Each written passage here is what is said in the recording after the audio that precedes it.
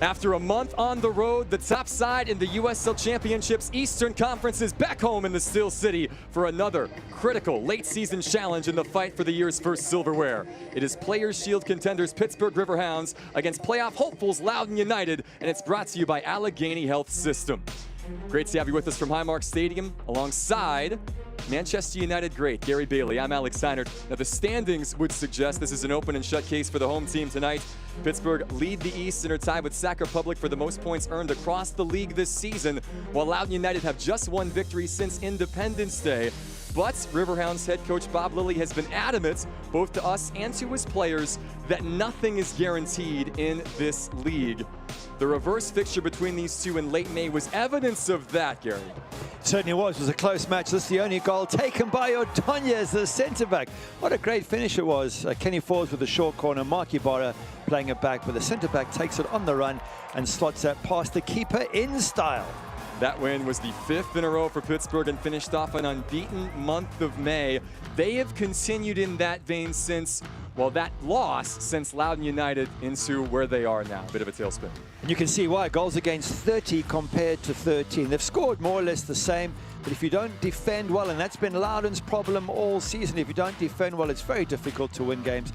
And if they're going to get anything from Highmark Stadium tonight, they're going to have to defend really well. That's a difficult place to come, that is for sure. Loudoun playoff chances might be slim, but their race isn't quite run yet. The Red and Whites will hope to revive their postseason hopes tonight, though it won't come easy on the road against one of the league's best. Stay tuned. Kickoff between Pittsburgh Riverhounds and Loudoun United is next, here on ESPN+.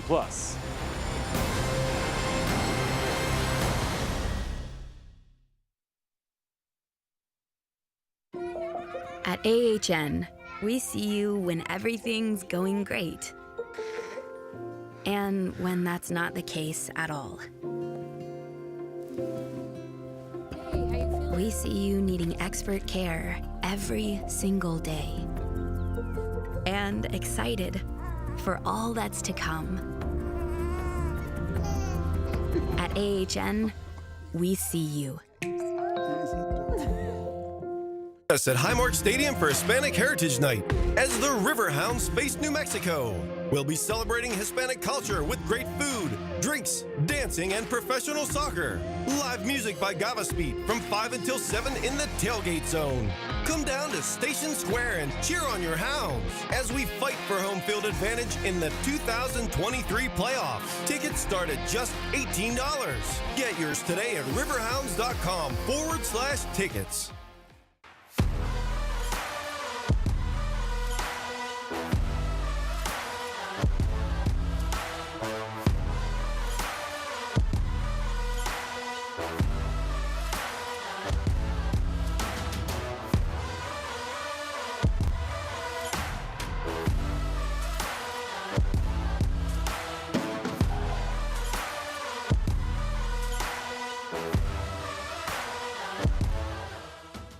Okay, this is really happening. We're going to the Museum of Play. Do I start in the video game arcade, go to the aquarium, play superhero, or visit Sesame Street?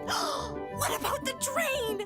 Legos, spaceships, giant puppets. We're not even out of the driveway and I'm already freaking out. Ah! With so much to do and see, everyone loves the Strong National Museum of Play in Rochester, New York. Tonight's match is presented by Allegheny Health Network, the official medical provider of the Pittsburgh Riverhounds SC.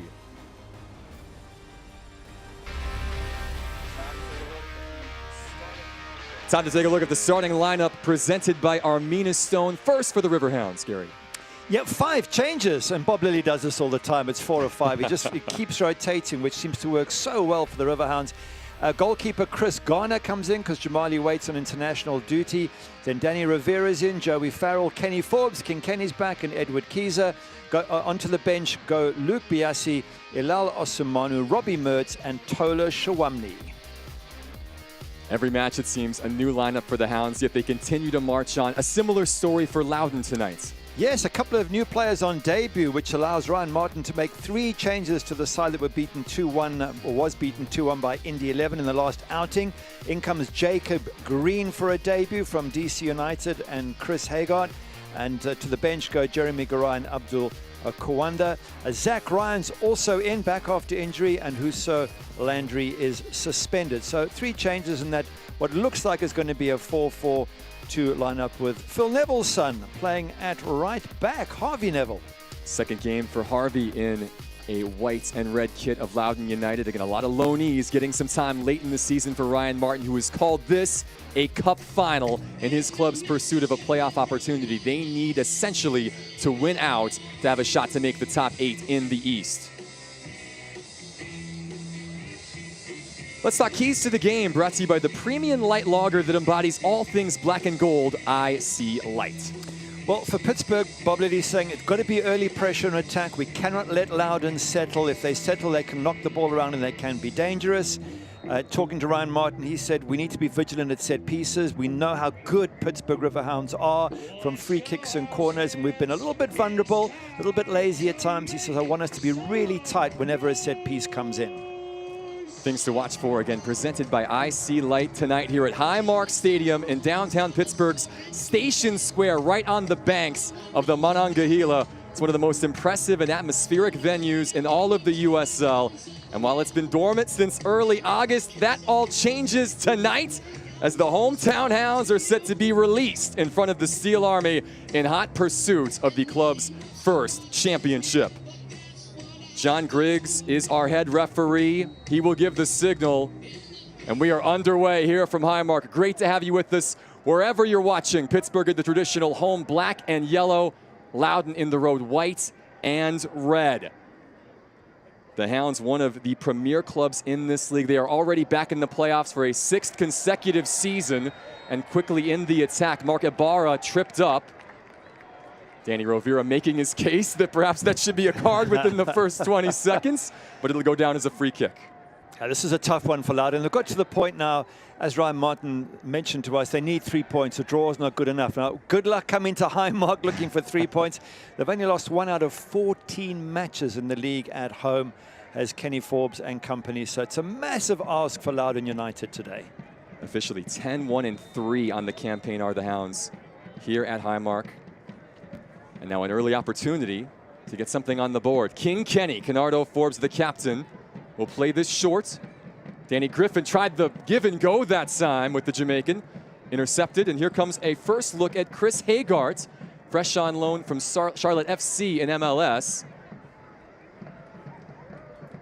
Yeah, and he's one of 2 players that they've brought in, and Ryan Martin said, you know, we needed a little bit of strengthening, a little bit of extra players coming. We've had a few injuries, and Chris Hagart's one of those, and Jacob Green the other. They were struggling at left back. They played Kawunda there quite a bit, and they played 1 or 2 others without enough success. He feels now with these 2 changes, and Zach Ryan, of course, back, he's crucial. What a start to the season he had, banging in 9 goals. So all of a sudden, this is a much tougher Loudoun side, but are they good enough to beat Pittsburgh Riverhounds at Highmark Stadium? That's the big question for tonight. Yes, it is. Pittsburgh feels the same way as Loudoun does, how this is a must-win if they want to accomplish the goals they have set out. They currently lead the East 1 point over Tampa Bay. The Rowdies falling midweek, though, in a wild game against Memphis, or else Pittsburgh would have been second coming into this match in the Eastern Conference. An early corner, by the way, now conceded here, and a chance for Harvey Neville, the new right back on this team here on loan from Inter Miami, to serve something into the box.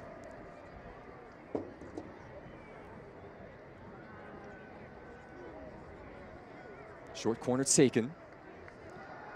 Neville. Headed away by Arturo Ordonez, one of the top central defenders in the USL Championship over the last 2 seasons. Yeah, Harvey Neville, another one of those new signings. That makes it 3. And Zach Ryan coming back from injury. You know, 4 really good quality players can change the entire feel of a team. And Dane Jackaman in goal has been absolutely superb this season. So gives the other players like Bryce Washington and Yanis Learman and others like that suddenly a little bit of an extra zip, an extra bit of confidence. And they could come at Pittsburgh Riverhounds, which is why Bob Liddy says he wants his team to have a good start. Bob told us midweek he respects what Loudoun can bring to the table. They have so much potential. That was the word that he used. There's so much talent on this side.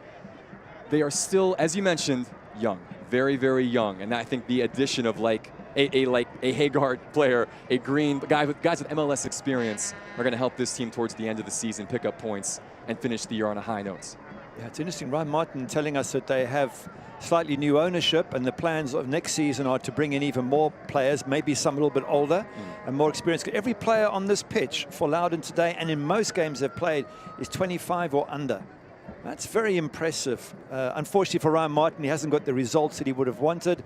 It's unlikely they're now going to make the playoffs unless they have a storming run starting tonight.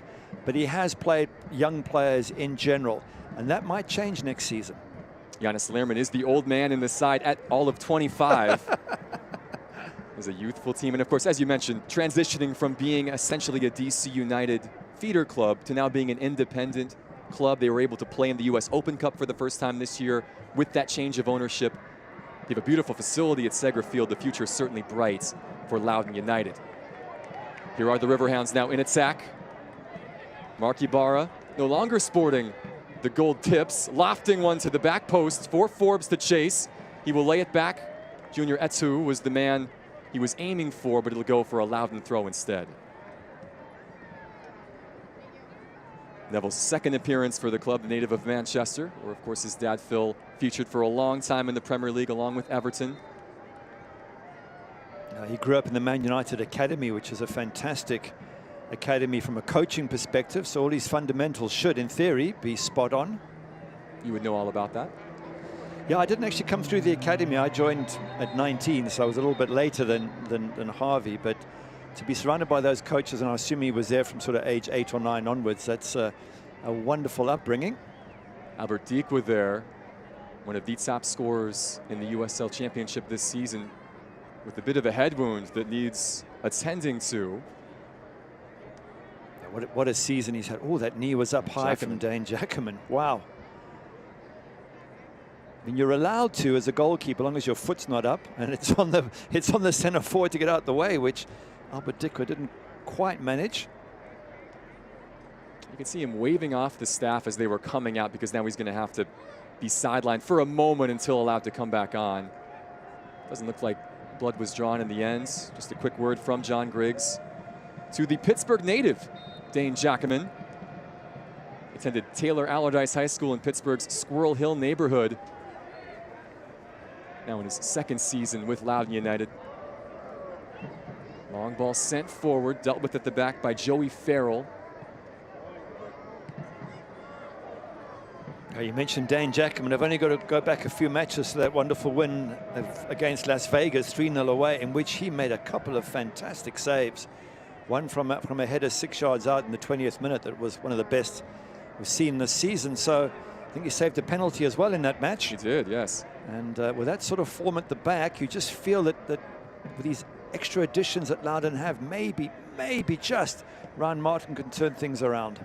He and Hugo Farreau have been sharing goalkeeping duties this year as that ball gets sent in toward Edward Kiza, right into the waiting mitts of Jackaman.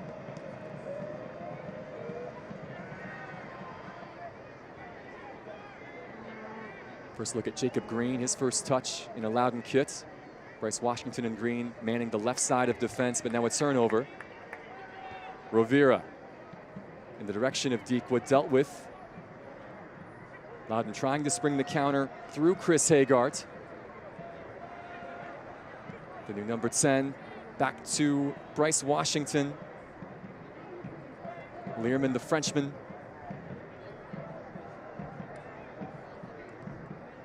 You know, this is a good opportunity for these players who have come in from MLS teams like Chris Hagart. They're struggling to get regular games, but you can come and play for Loudoun, get on the ball more often, show your ability, get a bit of confidence, regular matches back to back. Jacob Green coming in from DC United and Harvey Neville from Inter Miami. You know, you need regular appearances to get your touch spot on, and that's a great opportunity for those three players to impress. Well done by Kiza along the touchline to win the throw for Pittsburgh. You mentioned Green. I said a moment ago it was his first touch in a Loudoun kit. He had plenty back in their inaugural season when he was coming up through the DC United Academy. Now, he was playing from 2019 to 2022, 72 appearances. So he has been around, but now coming back to help out.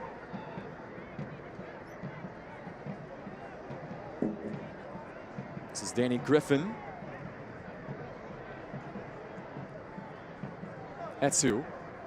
Back to Griffin, another player who left and came back in this Pittsburgh setup. A good servant for the Hounds. Ordonez. The Spaniard with his head up, moving forward from this back three out wide. Rivera was player of the week, or one of the players of the week in the conference 2 weeks ago, the last time Pittsburgh took the field. Double-digit assists now for Rivera in his career, the most by any Pittsburgh defender in club history. Loose ball in midfield. Hagart gets there first and left a leg in and will be penalized for it. The normal pleading goes on with appealing faces that even Hollywood actors would be proud of. And J.C. Griggs has made his decision. Let's have a look at it again. And difficult for referees to know just who makes contact at the right time. It did seem as if Hagart got there first. It seems like the decision has gone against him. Bob Lilly also appealing from the touchline. Coach Lilly now in his 6th season with the Riverhounds. 6 straight playoff appearances under that man's watch. One of the true legends of the game. One of the all-time winningest coaches in U.S. soccer history, regardless of level. Here's a chance now. Danny Rivera lining one up, and will rip this into the Steel Army supporters section. Let's have a look again. He's got a hit target for me. He's got time on the ball, Danny Rivera. Have a look. His first touch is not great, but you know, before he gets closed down, he can settle. If you've got time to settle there, you should be able to hit target, at least force Dane Jackerman into a save, which he isn't able to do. 10 minutes gone here in the first half. Pittsburgh and Loudoun United still scoreless from Highmark Stadium. The top team in the East, joint top in all of USL Championship. Taking on a Loudoun side currently second to bottom in the Eastern Conference, but still with playoff aspirations. Here is Albert Dikwa, good turn. Rivera, the cross deflected by Green, and out just off the corner flag for a deep throw. And you talk about how good Pittsburgh are and the fact they're top of the table. For Loudoun, second worst goals against in the East, second lowest scorers in the East. In all their stats, both in attack and defense, just not good enough. And that is why they're struggling in second bottom position. So they really need to keep things tight at the back as a first step here today. A negative 17 goal difference for Loudoun United. Wow. Pittsburgh plus 14 meanwhile, and one of the best defenses in the league. We say it every match, but no surprise that a Bob Lilly team would be set up firmly at the back. Yeah, I mean, in Bob's 196 matches in charge, they've only conceded 182 goals. That's 0.93 per game. I mean, that's phenomenal. It's just and that's not luck, obviously, and all the other coaches that talk about Bob Lilly say the same thing. He really does know how to set up a defense, how to get the team working, and how to give you very, very little when you attack them.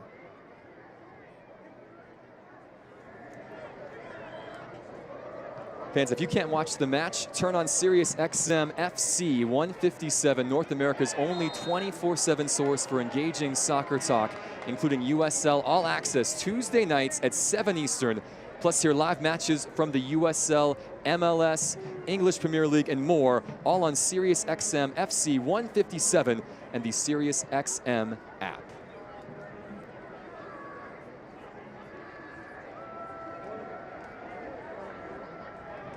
Nathan Dos Santos starting this move along with Joey Farrell. Farrell, by the way, closing in on a special milestone here today. If he makes it just over the hour mark, he will surpass a pretty rare mark, the 15,000 career minutes played mark. Farrell in his first season with Pittsburgh, his 8th as a pro, spent a long time with Phoenix Rising, won a couple of Western Conference titles out there in his day. A good addition to this Riverhounds club this year. I think he was with Rochester as well back in the day with Bob Lilly. That is a great drop in, yes. One of those Rochester Rhinos that had so much success with Bob. He and Kennardo Forbes making the transition from the Rhinos here. Farrell missed out on the 2015 double team that Forbes was a part of. He joined the season following. Good look at Ryan Martin now on the sidelines. One of the bright young coaches in our country. Ordonez. Rivera once again. Griffin. Back to Rovira. The cross to the back post, headed forward and just wide. Dikwa with the chance. You would have put money on that finding its targets. Pittsburgh asking some questions in the opening 15 minutes. That's a lovely ball in from Danny Rivera. Nice bit of play, fantastic cross. He gets up Albert Dikwa. Again, I'm expecting him to hit the target. He's such a good goal scorer. He hasn't got anybody pushing or shoving him. He's got a free header in that box. Yeah, no wonder he's holding his head in his hands, because a player of that quality should be sticking that either in the back of the net or forcing Dane Jackerman into a good save. And again, the Pittsburgh attack doesn't force the Loudoun keeper to do anything. They do cause the turnover now, though. Kiza back to Rovira. This ball out for a throw once again deep in the corner. Danny Rivera having the freedom of the park on this right side to get forward and send crosses into dangerous areas. Yeah, Ryan Martin not happy with that as well, because they're taking chances dribbling out the back. A good pressure. And again, Bob Lilly, that was one of the keys. Get early press and early pressure and try and attack. And that's exactly what the Riverhounds are doing. Bernardo Forbes with another corner opportunity. Second corner of this first half for the Hounds. They went short on the initial corner attempt. USL's all-time assist leader goes short this time. Farrell was attacking it at the near post. Green skies this clearance. Farrell heads it back into the 18, but a foul here, or a flag for offside, it appears. And that will halt the play.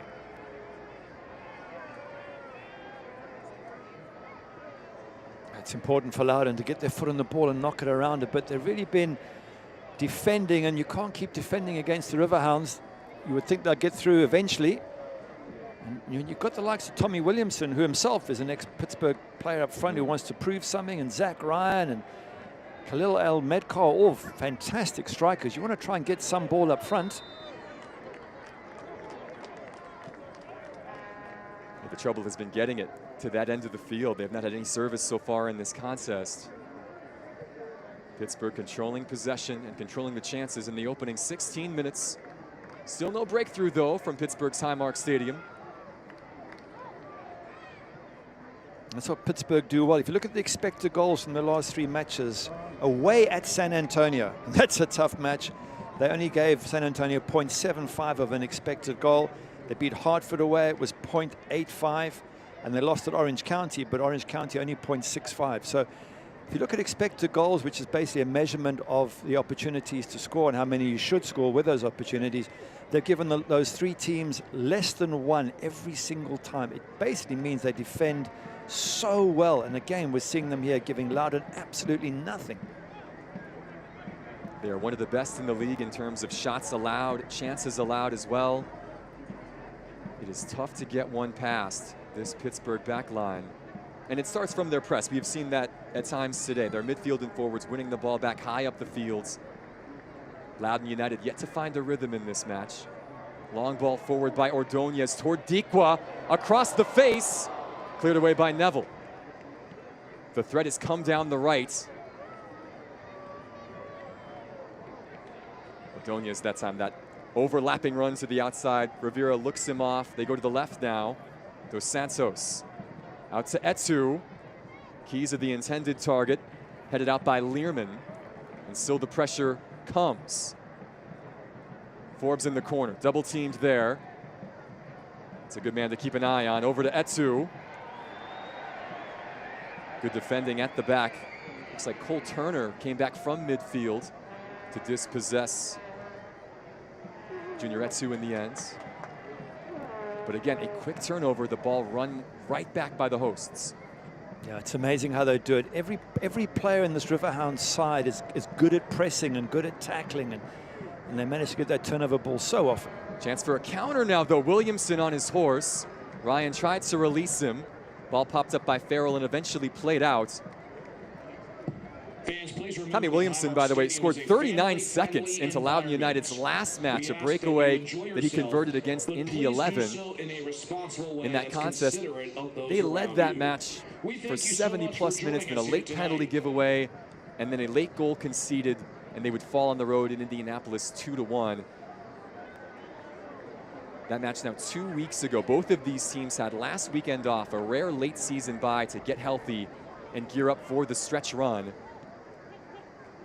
And that's been an issue for Ryan Martin all season. It's something he's lamented, is his team do get themselves ahead, but they can't hold on to, or they've battled to hold on to leads. Maybe it's the lack of maturity, the fact they're younger players, but they need to toughen up. And he said even once we gave away the penalty to allow Indy 11 back to 1-1, which was a bad penalty to give away, he said we still should have held on, and we didn't. He said, and that's been a major concern for him. Martin now in his 5th season in charge of Loudoun United. A strong CV based mostly in the college game for years, and he's since made the move up to the pro ranks. A big part of building FC Cincinnati back in 2016 from nothing into a club that contended for honors that first season. And now, of course, have moved on to MLS. Speaking of, you can't mention FC Cincinnati without talking about Pittsburgh and their run in the US Open Cup. That was the team that knocked out the Hounds in the quarterfinals. Not before the Riverhounds, though, knocked off 2 MLS sides en route to the quarters. Yeah, brilliant performances. And normally when USL teams have that sort of run, their league form dips. But again, Bob Lilly able to get great performances out of this team, even after coming back from playing USL teams. It was very impressive, and that's why there's something special about this team, and I think Bob Lilly believes it as well, that they can go all the way this year. Nice layoff now as Forbes takes over, finding Dikwa. Albert Dikwa! There is the opener. 21st minutes. Who else but number 9? Albert Dikwa's 15th of the season. Pittsburgh Riverhounds strike first. That's another brilliant finish from Dikwa. He does this time and time again. He doesn't need much to work with, and they're able to play him in here. King Kenny on the ball, head up, just slides it in. First touch, just takes it away from the defender, who is Bryce Washington. And that first touch just gives him a little half a moment, and there's actually a tackle. It might be a slight deflection, but he gets it on target, and that's what you need to do. And there's nothing Dane Jackerman can do. He can't read the shot. It comes off the outstretched tackling boot of Bryce Washington and finds the back of the net. But lovely pass from King Kenny right into the run of Albert Dikwa. And once again, their top scorer hits the back of the net. Scored by number 9. Albert Dikwa broke out a season ago with the career best 11 goals and 4 assists. He has bettered that mark already with time to spare. 15 now for the man from Garau, Cameroon. Now back into that golden boot conversation, tied for the league lead in tallies. And who else but Forbes to feed it to him, the USL all-time assist leader. Yep, that takes him to 7 assists. Kenny Forbes just one off the lead this season. And as you say, Albert Dikwa now joint top scorer with Danny Trejo from Phoenix. So breaking the records, equaling the records, whatever you want to describe it, but Pittsburgh doing the business this season. Well, it took them 78 minutes in the reverse fixture in the DMV to get on the board. It takes them just 21 here at home. Another home goal for Dikwa in front of the Steel Army. They love going to the Paul Child stand. That ends, just has electricity from start to finish when they kick off here at Highmark. And it had been coming. A lot of chances for Pittsburgh in the opening stages finally converted. Absolutely. I mean, Albert Dikwa should have done better with the header he had 5 or 6 minutes before the goal. There's been a couple of other half chances. A lot of it, as you said, coming from Daniel Rivera down the right-hand side. And, you know, ultimately players of this quality will score. Here is Forbes now, turning creator once again. Kiza got a second bite at the apple and finishes. Edward Kiza makes it 2-0 Pittsburgh. Goals 2 minutes apart for the Hounds, and they are running rampant here at Highmark. Well, that's unfortunately a big error for Dane Jackman. The ball had come to him, he seemed to have it, and it just bounced off his body. But once again, King Kenny with the ball straight into Edward Keyser inside the box. You can't allow those sort of passes because it's too easy. Look at the space Bernardo Forbes has got. He's got his time to get his head up, puts that ball in. Now you've got space. Shot comes, goalkeeper just loses the ball. He gets his hands to it, can't hold on to it for some reason. Tries to kick it away, doesn't, and Edward Keyser punishes him. Goalkeeper error, but now Loudoun really are in trouble. Look what it means to the supporters here. Keyser's 4th tally of the season, now in his 2nd year with Pittsburgh Riverhounds.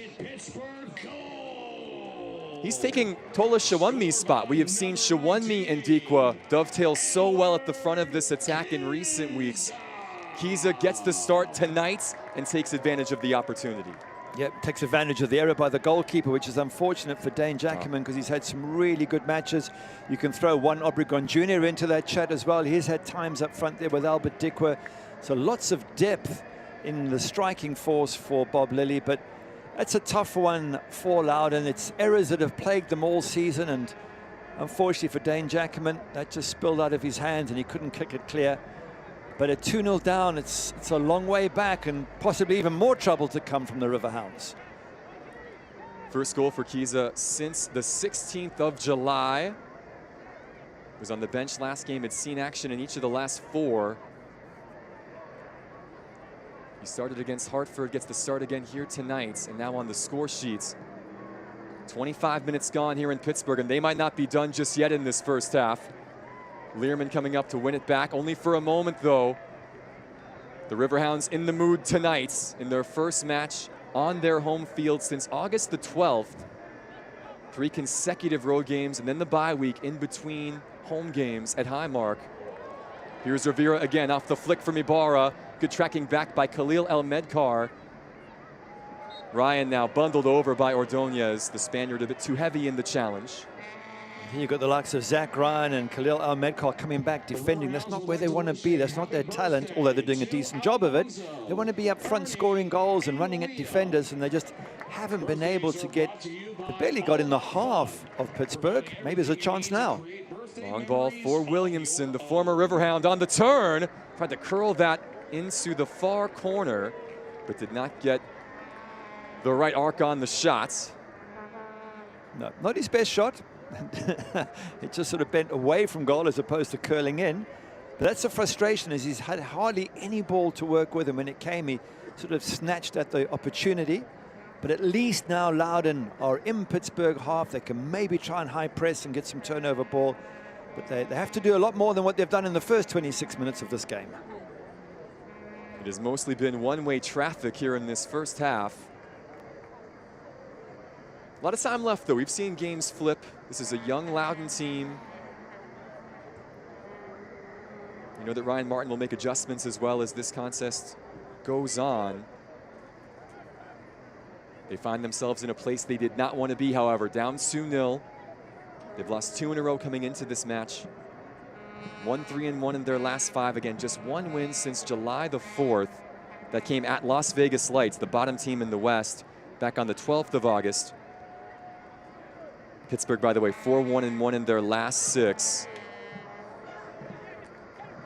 They've been so consistent all season long. It's that type of consistency that you need to win a Players' Shield as the top team in the regular season across USL Championship. Well, absolutely. They've gone away to San Antonio, the reigning champions, and maybe the favorites to finish top in the West, and got a draw, which means this team can play on the road, the Riverhounds. They can play at home. When at home, they're extremely difficult to beat. So that sort of performance means they must be one of the favorites to win the USL Championship. Jacob Green, pressed by Ibarra. Down the line for El-Medkar, broken up by Ordonez. Rivera kept it alive for a moment and wins the throw, much to Green's chagrin. For the safety consideration of all of our guests. And the problem for Loudoun doesn't get easier. They've got Charleston next, and Lou City and Tampa Bay. You know, it's those are really good sides, and they need to win probably 4 of the next 6 games, including this one. So if they don't win here, they really need to win virtually every game remaining in the season, which against those big teams is going to be extremely difficult. So tough for Ryan Martin and his team at the moment. Yeah, 3 of those next 4 coming on the road as well. There'll be a lot of teams in the league cheering for them to pick off some of those teams at the top of the conference off. Top 4, of course, will get home playoff matches when the postseason comes around. Pittsburgh, meanwhile, plays 4 games in a row against teams in 8th place or lower in their respective conferences. Bob Lilly was quick to point out, though, those games can be the toughest because those teams near the bottom are fighting for their lives. Yeah, 100%. Miami, that's going to be a tricky one away. For exactly the reason you mentioned, New Mexico, Tulsa, Detroit. Yeah, good luck with those. And then at Tampa Bay, of course, on the 7th of October, the Rowdies nipping at the Hounds' heels in the fight for the top spot in the East and for the Players' Shields. They have a big match tonight against Lou City, by the way, going on as we speak, as Forbes sends another cross in. 2 assists already for Canardo Forbes. This one finds the hands of Dane Jackaman. The thing about Canardo Forbes, when you play against him, you've got to close him down. You can't allow him space on the edge of the box. And both those goals, he was able to get the ball in acres of space, lift his head up, look for runners. And the good thing about Keyser and Albert Dikwa, they make good runs. They stretch the defense. And he just picked up his head and was able to wait for the right run and put the beautiful ball in. If you give King Kenny that sort of space, he is going to cause you problems. That's exactly what he did there for Loudoun. 35 years old, Pittsburgh's all-time leader in terms of games played. He's their longest tenured player. He's been with the club now for 6 seasons. It is his 18th year as a pro. Started his professional career as a 16-year-old in his native Jamaican. A handful of senior national team caps for the Reggae Boys as well. Doesn't quite have the pace perhaps as he used to, but his touch and his vision second to none in this league. We were chatting to Bob Lilly a few weeks ago, and he said what's amazing about Canardo Forbes is when they're in training, he said he nutmegs everyone. He's so clever that he spends in training just nutmegging all the players, and they get really annoyed with him. He said that's the quality that he possesses. He's such a skillful player. Forbes, a former finalist for USL Championship MVP back in 2019. Wearing the armband for a reason this season.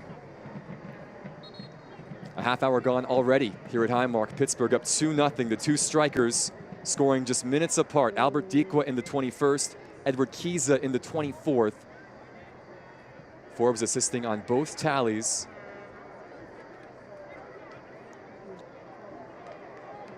Here come Pittsburgh again. Dikwa chased down well by Washington. The big man from Atlanta loading it off to Green. Loudoun needs something positive here. Aiden Rocha dossed it off to Learman. The fact that we have gone 32 minutes essentially, and we've said Khalil Al-Medkar's name once, and it was in a defensive context, says a lot about how this game has gone for Loudoun. And also we've hardly mentioned Christian Garner in goals for Pittsburgh, covering for Jamali Waite, and it's big gloves to cover, and yet he's hardly had anything to do. That was a huge storyline coming in. Yeah. he hasn't had anything to do. No saves yet. No balls really played into his area. Perhaps Loudoun could get something in that direction here. It is Garner's 3rd appearance this season for Pittsburgh, his 2nd in the league, his 1st since a 3rd round US Open Cup match against Maryland back in April. It's been a long time since he has seen game action. You can imagine the message from Ryan Martin was test him early. Loudoun have not been able to do so. No, they haven't. And Bob Lilly was saying he was thinking of playing him anyway, whether Jamali Waite was off on international duty or not, because he said he was due for a game. I know Bob seems to like to give all these players regular games because you never know when you're going to use them.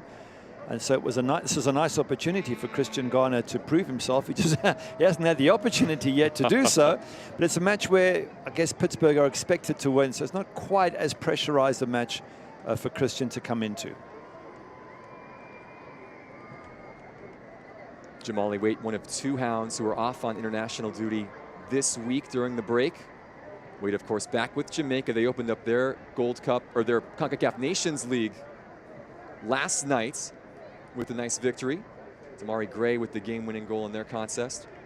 The other, DZ Harmon, playing for Liberia in African Cup of Nations competition. Harmon looking to make his international senior debut.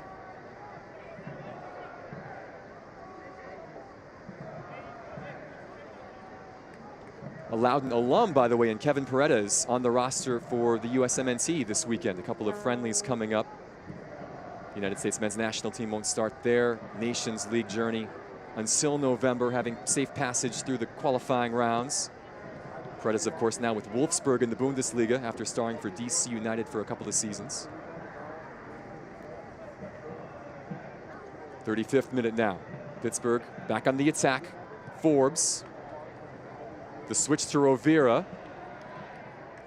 Ibarra hustling to chase that down. Rocha had it for a moment, stolen back by Danny Rovira, the Colombian. Forbes once again orchestrating.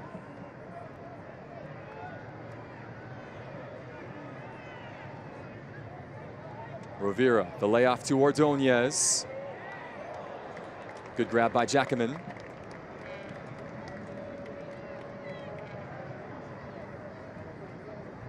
The long throw here by the Pittsburgh native, able to find the feet of Chris Hagart. 21 years old out of San Diego. Over to Green, the two debutants combining now as Loudoun look forward. Here is Khalil El-Medkar, 6 goals, 4 assists this season. Trailing only Zach Ryan in goals and goal contributions this year for Loudoun. Join us next year and reserve your spot in line as a brand new season ticket holder. Green to Williamson. Watched by Ibarra.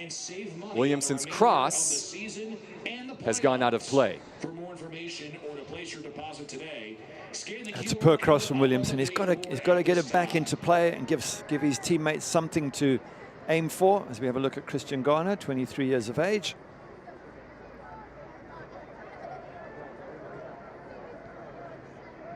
Griffin back to Garner now. Good control by Kiza to bring it under his spell, and now he'll release Etsu. Junior Etsu down this left flank. Good save. Dikwa there. Back-to-back stops. Still an opportunity. A sliding save by Washington, and again by Neville.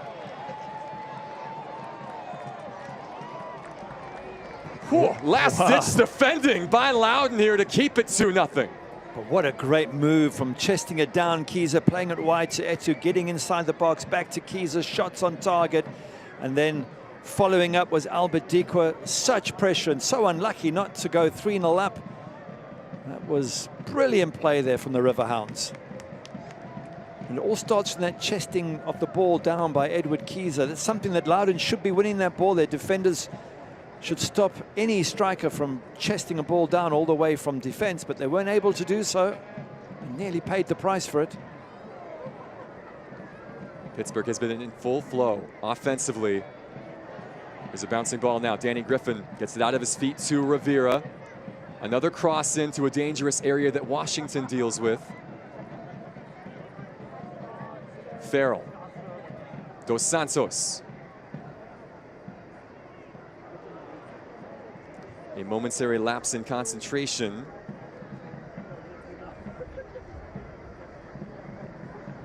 Loudoun will take it. They have not had many bright spots here in this first half. A really strong showing from the top team in the East so far tonight.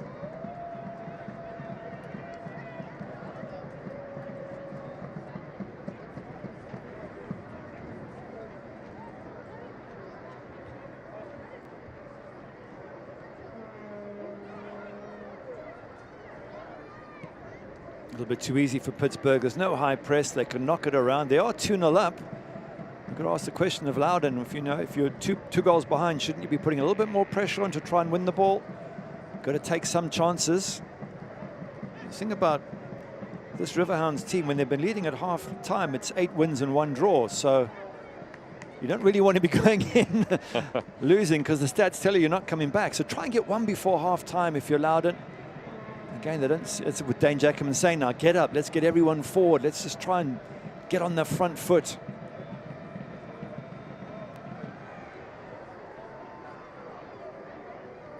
Long boot forward, popped up by Ordonez.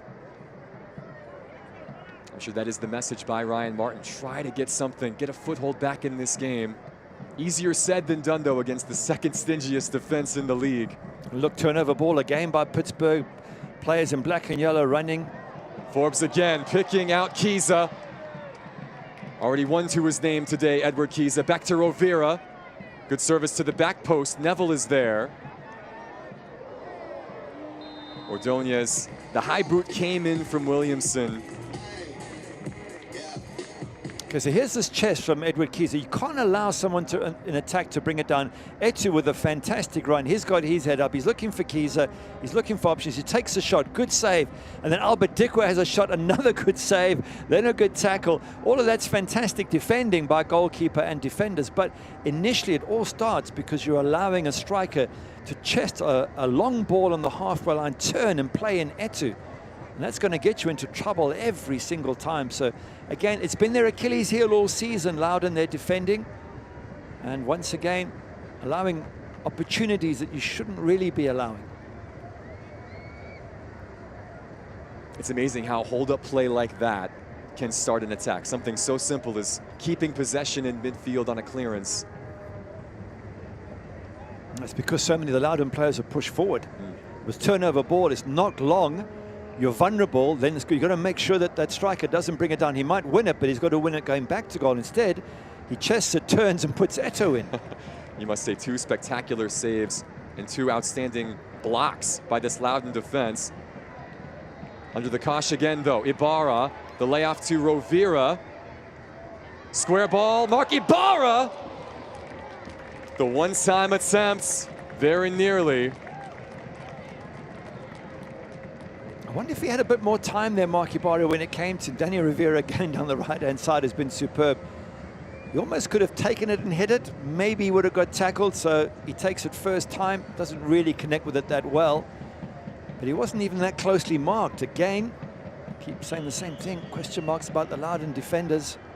Daniel Rivera playing in acres of space down that right-hand side. They have had the freedom of the park on the wings.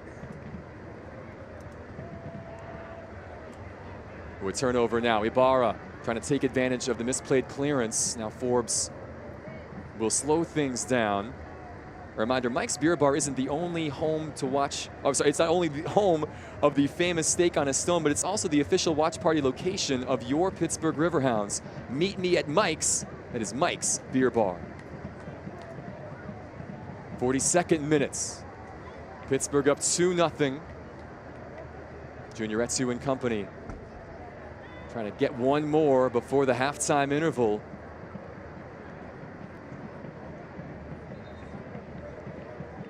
Loudoun have been on the back foot for much of this first half.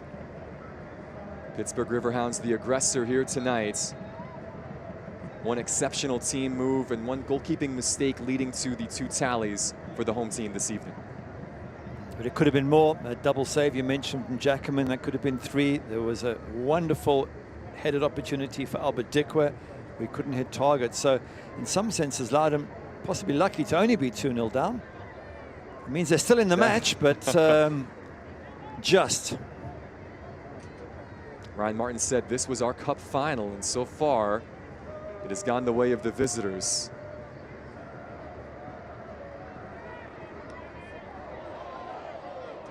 Rovira bundled over by El Medkar, who was giving chase.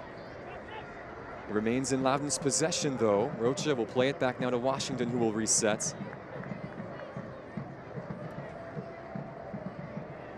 Hagart's bundled over by Dos Santos. John Griggs will just calm things down a bit as Dikwa has a word. I think Dikwa's suggesting that Hagart was trying to get one of his teammates into trouble by knocking the ball against him and getting a yellow card. So a little bit of verbal between the 2 players. This is a great opportunity for Loudoun to get something just before half-time. Got some big players going in there. Bryce Washington's pushed up. He's really tall. Yanis Lehrman, Cole Turner, all Tommy Williamson. They're all big players. 7 of their 11 are 6'1" or bigger. Actually, 8 if you include the goalkeeper, I should say. 8 of the 11, actually. It's a big team. They will get a crack at this set piece, sent in by Neville. Headed forward right into the midst of Christian Garner. Good positioning that time by the rookie netminder. It was Learman who got his head on it. Yeah, Learman does well to make contact, but then doesn't really get much power behind it. He's having to fight with Joey Farrell, and that probably takes his attention away from the actual contact. In the end, quite a comfortable save for Christian Garner. His first of the match, I believe. First one, yeah, yes. Just before half-time. Doesn't sound too good for Loudoun, does it? Perhaps a hint of handball there a moment ago by Rocha, but we play on. 45th minute here at Highmark. Pittsburgh in command, up 2-0. Alex Heinert, Gary Bailey here with you. A beautiful night in the Steel City, and it's going the way so far of the supporters in black and yellow. Hagard across to Jacob Green. Bit of a loose touch. And now El Medkar not quite on the same page. Green will get there. Rovira slid in. This will be a throw for Loudoun, deep in the corner. Jacob Green is the groundsman for the moment. A multi-purpose player on the wing. See if he can get something in the box.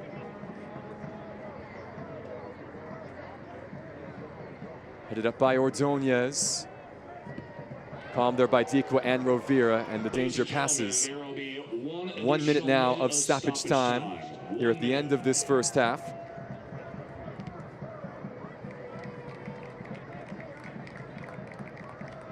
It's been a very good first half for Pittsburgh Riverhounds. Dominated every phase of play. Could have scored more. And for all these new players coming into Loudoun, for Harvey Neville coming in, Chris Hagart, Jacob Green, it hasn't been an easy match for them to settle in because they're up against a really fantastic side sitting top of the table. And they're going to have to do something spectacular second half. Will Loudoun, if they intend to take anything away from Highmark Stadium here today.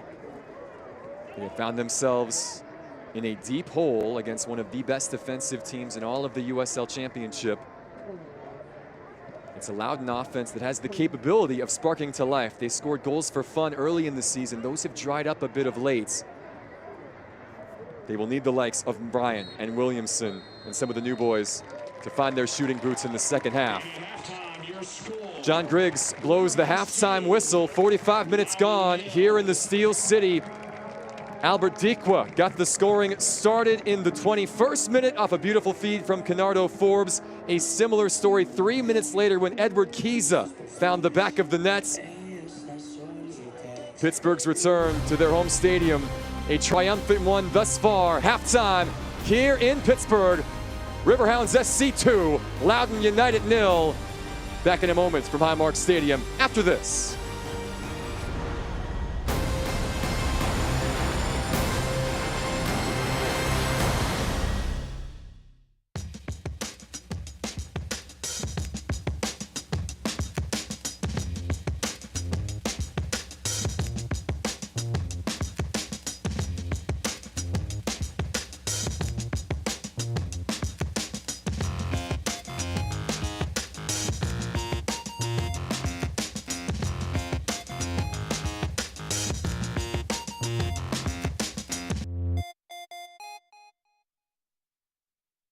Cheer on the Riverhounds all season long at Mike's Beer Bar, Pittsburgh's home for local beer.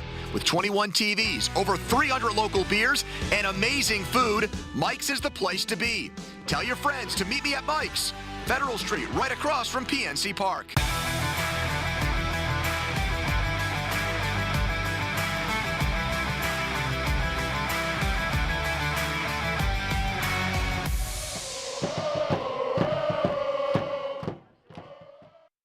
Pittsburgh, stop breathing dirty air and contaminants trapped in your home's air ducts and dryer vents. Call Sears Air Duct and Carpet Cleaning or go to SearsClean.com. Our professionals will clean and disinfect your home's air ducts with powerful high-pressure vacuum equipment that cleans the air your family breathes. We love our pets, but their hair and dander get trapped in your air ducts and their odors in your carpets and on upholstery. Sears can clean it away. Call Sears Air Duct and Carpet Cleaning for a healthier home. Go to SearsClean.com. I may be known for my legendary football career, but truth is, I love a bunch of sports. The only trouble is knowing where to find them. That's why I got Xfinity, so I can easily find and watch whatever sport I'm into, all in one place without missing a thing. Even if it's football, Australian football, or football. In a word, it's Fitz-credible. Gotta trademark that one. And this season, Xfinity Internet and TV customers can get up to $200 off NFL Sunday Ticket from YouTube.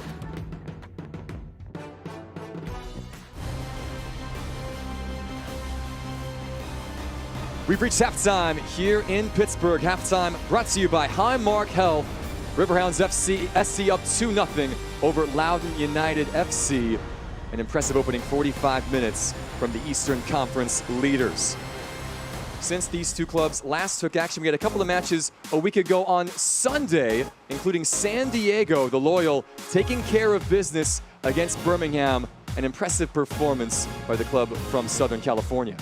Yeah, Blake Bodley with a goal and a bit of a dance, and Tumi Mashabani, he gets the second.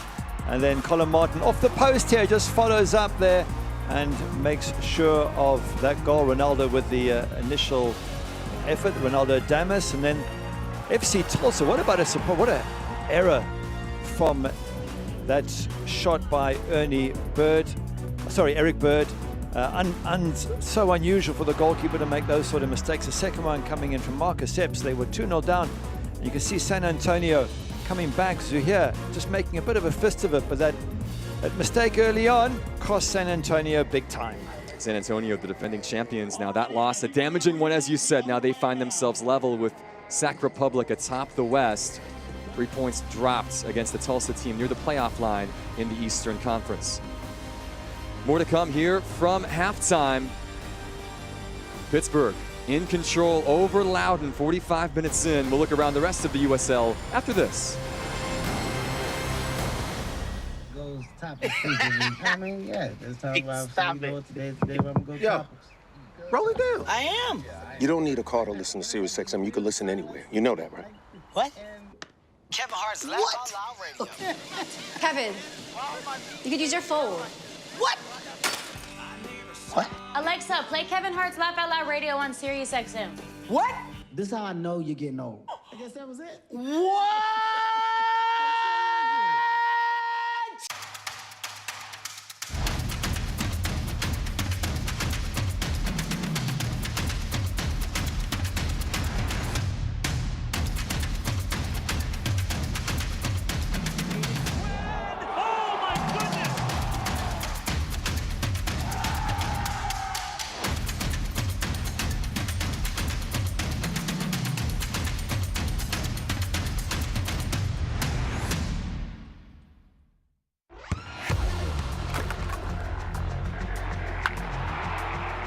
We all have goals. But let's be honest. Most of us aren't going to be professional athletes. But if your goal is to finish your degree, we can help. Come to a university that puts your goals first. Bellevue University, your partner in finishing goals.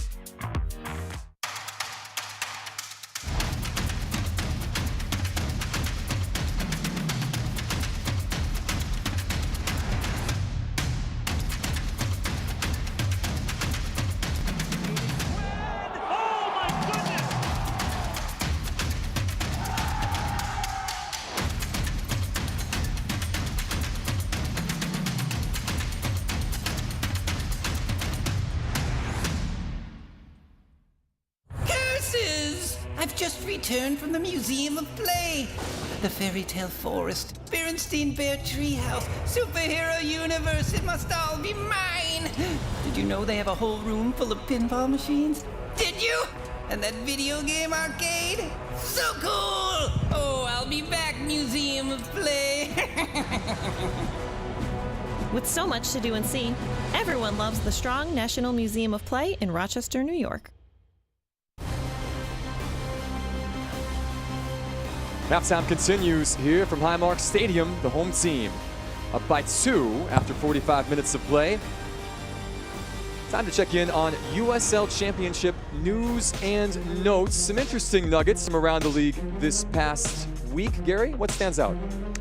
Well, Oakland Roots are having a fantastic season, so they'll be happy with that new venue they'll be playing in next season. Orange County, their streak is just unbelievable. Since Morten Carlson, the new coach, came in, I think after the first 2 games, they've won 11 of the 12. It's just a phenomenal run. An 8-game winning streak as well. Just absolutely brilliant. And then welcome Portland. Great to see them involved with the USL. And not Portland, Oregon, but Portland, Maine. Maine's first professional soccer club coming to the table in 2025. Great to see another team up in the far northeast of the country getting involved. Good stuff there. More to come here from the halftime, including the schedule, which is going on right now. A look around what's happening over the course of the week. Have a look at Pittsburgh going to Miami. We mentioned that one as a tricky one in the bottom right because Miami desperate for points. They're going to make that difficult. And also, we said Loudoun had some tough games. Well, good luck against Charleston Battery because they're in wonderful form at the moment. One match tomorrow, Birmingham taking on New Mexico. A lot of matches going on as we speak right now. One of them postponed because of weather. Hartford Athletic and Rio Grande Valley should be playing right now, but that match being held off for the moment. Only 1 goal in the other 5 matches around the league. Michael Bryant, an early tally for Detroit City in the 2nd minute to go up on Miami FC. Most of these matches just about halfway through the opening half. And that's a huge one for that last playoff place, Detroit against Miami, along with FC Tulsa. The 3 of them are battling to join the others in playoff spots. So for Detroit, if they can hold on, that's going to be a fantastic 3 points for them. On the other half of the table, we've got our eyes on that Tampa Bay Lou City matchup, 2nd versus 4th in the East. We've got 2 eyes, though, on this one at Highmark. We're going to look back over the highlights of the opening 45, a good one if you're a Riverhounds fan. Home team up 2-0.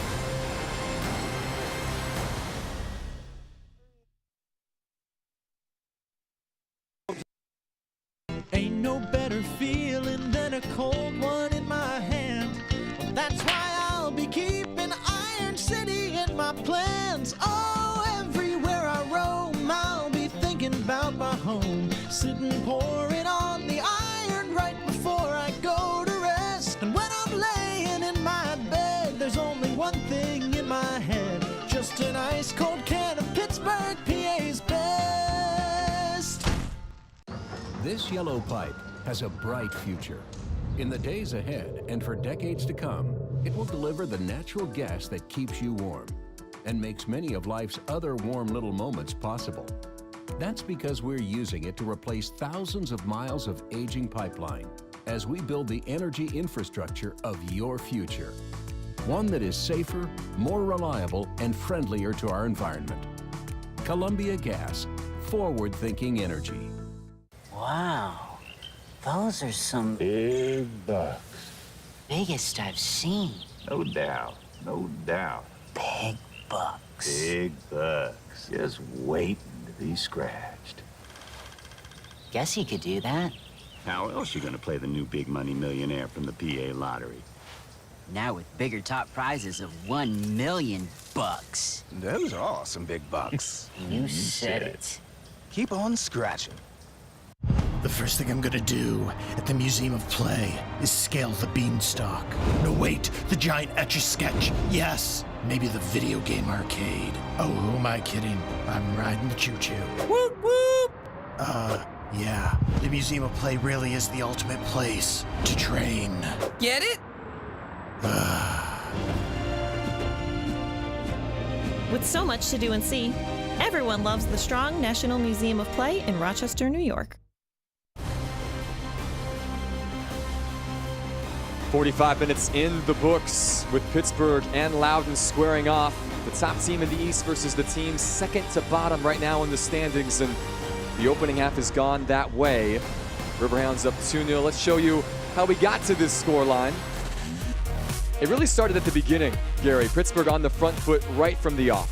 Yeah, they had a lot of chances, a couple for Dikwa in terms of headers, and this ball, Danny Rivera had so much space out wide. He has a shot that really should have hit target, but he put some fantastic crosses in that gave the likes of Albert Dikwa a couple of chances, and they really on top. You hardly saw Loudoun in the Pittsburgh half of the field. Here's Rivera again.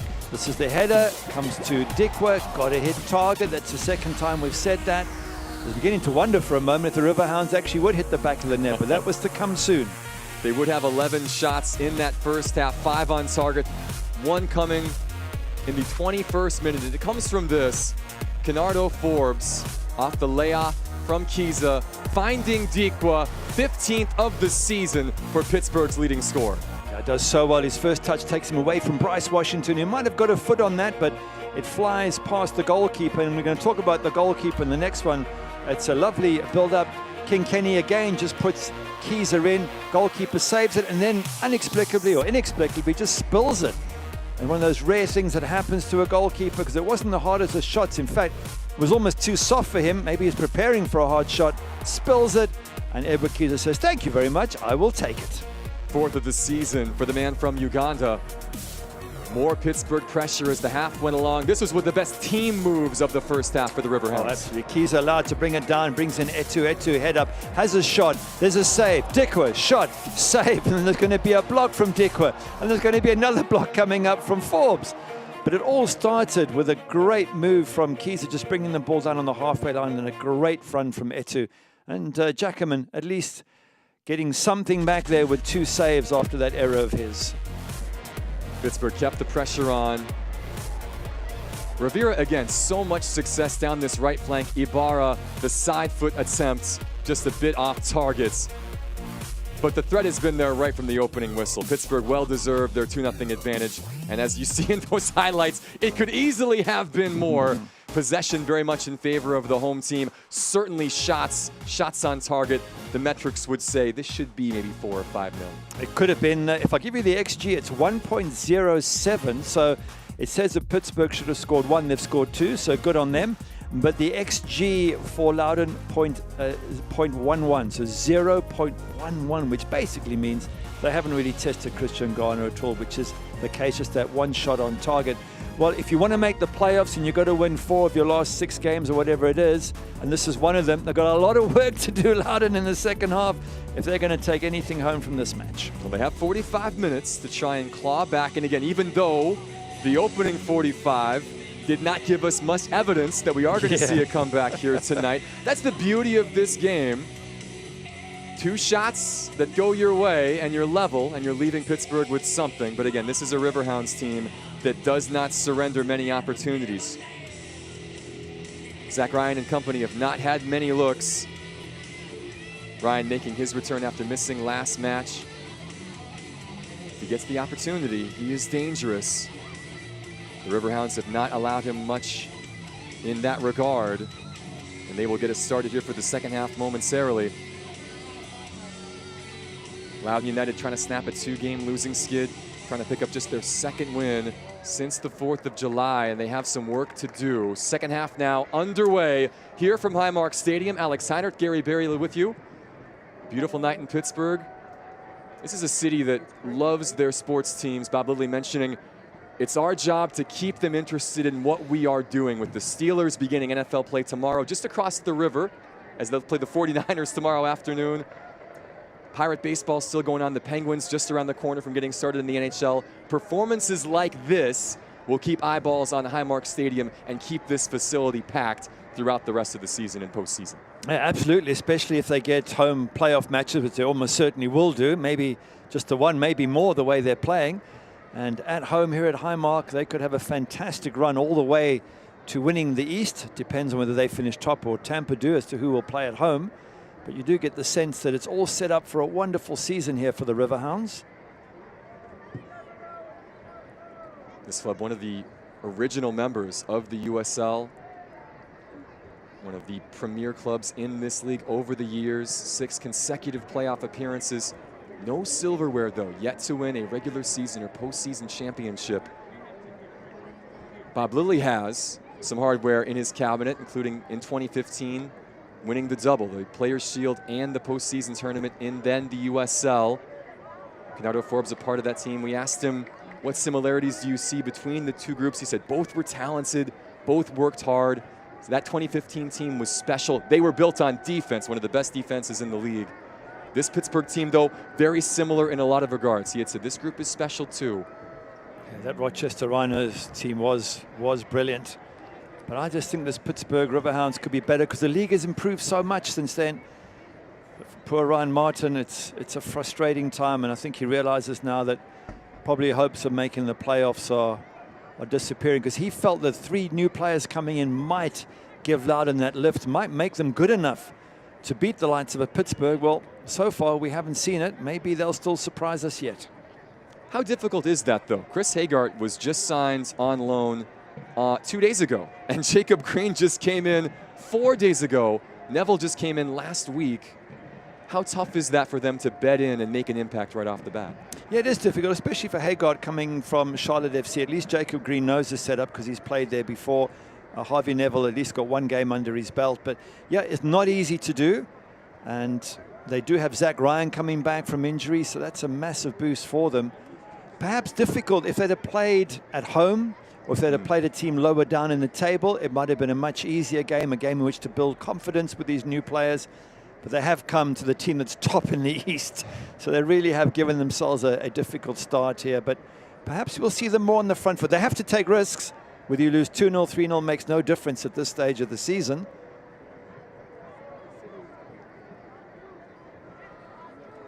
We'll see what second half adjustments Martin has made. Lilly as well. Though I would imagine Bob Lilly liked what he saw in the opening 45 and would say more of that. Here is Harvey Neville. Go ahead, Bob.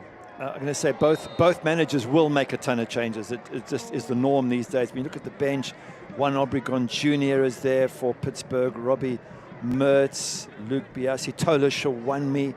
There's a lot of quality that they can bring on. For Loudoun, maybe not the same depth, which is also a problem for them. Do fancy Jeremy Garay in midfield, and of course Wesley Leggett is sharp up front. They can bring them on, but they certainly don't have the same strength and depth the Pittsburgh Riverhounds have. And that is one of the things about this Pittsburgh team this season, because they have rotated so much. All those names you just mentioned have been regular starters for this Riverhounds team this season. What a luxury to have players who are confident and in form that you can call upon. This team goes 17, 18 deep. It does make sense to me, this changing every game. Some managers believe you want to have consistency, and they can get a lot of success with the same 11, maybe with one change. Players get to know each other. But the way Bob Lilly does it, he moves players from the bench onto the pitch regularly, so nobody feels like they're being dropped, because it happens every game. Everyone feels part of the squad. Everyone gets a little bit of relaxation here and there, maybe just comes on as a sub. So as the season reaches its climax, you haven't got tired players. You've got players who have been well rested, and their minutes have been managed extremely well. So I do understand his philosophy, and he gets it to work absolutely perfectly with the Riverhounds.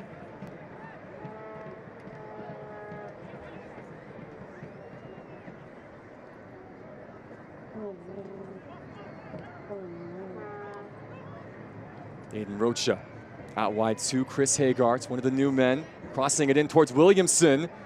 Garner quickly off his line to catch.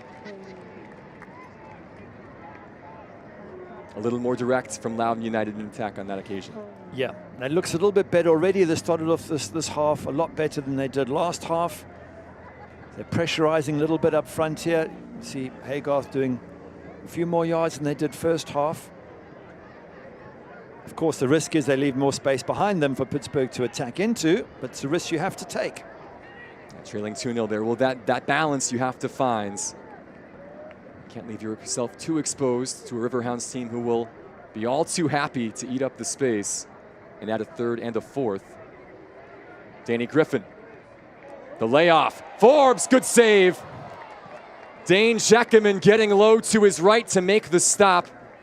Since that mistake for the second goal, he has done well. A couple of big stops for the young man from PA. Yeah, very good save there. Pushes it away from danger, but once again, just all too easy for Pittsburgh to knock it around, get a ball in the danger area, and get a good shot on target. Jackaman, by the way, in his second season in the league, both years with Loudoun. Played, though, for Riverhounds Youth Academy, again, a Pittsburgh guy back in his hometown, as Forbes now springs at 2. Good attempt to square it, closed down by Learman. Neville, clearance off the winger. Kept in by Forbes. We will play on. You talk about the nutmeg, Gary. There it was. He does it not just to his teammates, but to the opposition as well. How good was that nutmeg? For those who don't know, that's playing the ball between the legs. But it's a fun thing. Oh, this is the chance from Conrado Forbes, but well saved by Jackman, pushing it away from Keyser. Here's the nutmeg. Absolutely wonderful skills from the Jamaican. You could even see Williamson's face as he turned his head. Just the disgrace, the disappointment.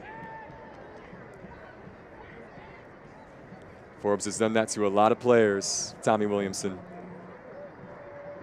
Here comes Loudoun now into the attack. This is El Medkar on the cross. Williamson was waiting at the back post, an important clearance.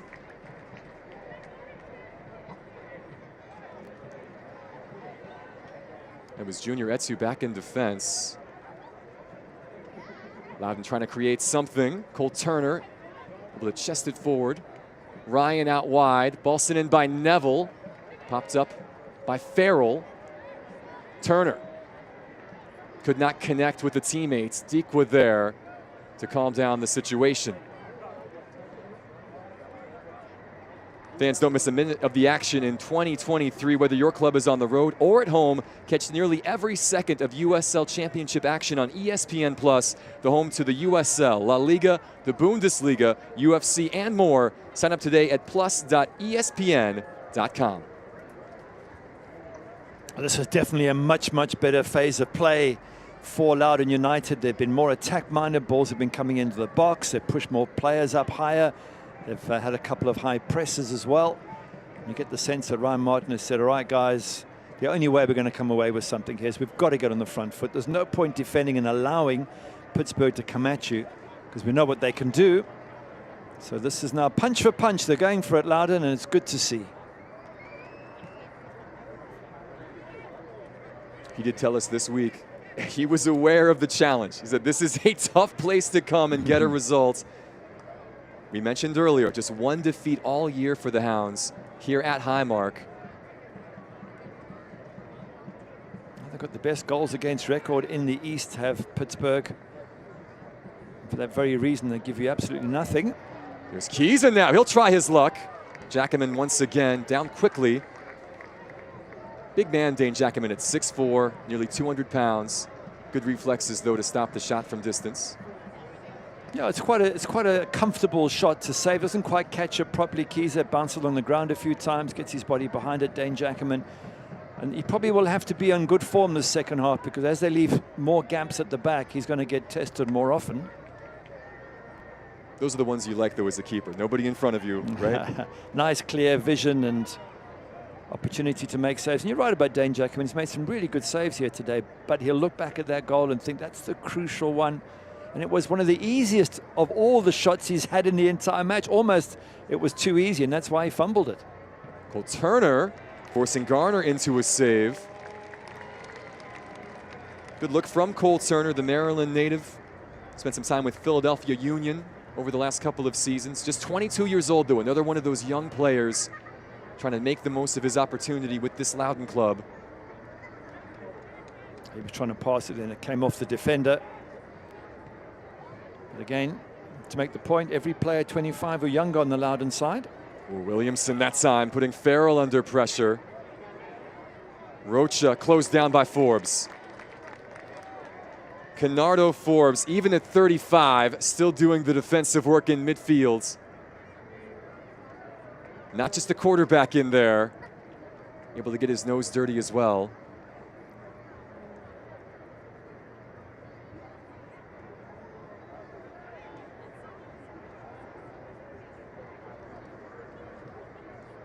Long ball forward for Keyser.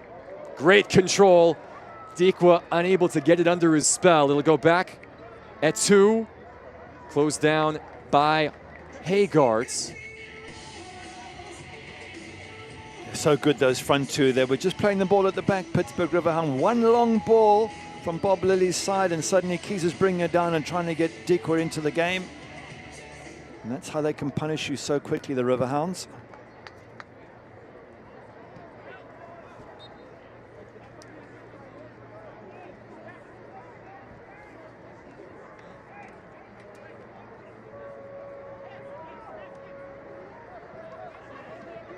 '58th minutes here at Highmark Stadium. Albert Dikwa, Edward Kiza, goals a little over 2 minutes apart in the first half to give the Riverhounds this 2-0 advantage.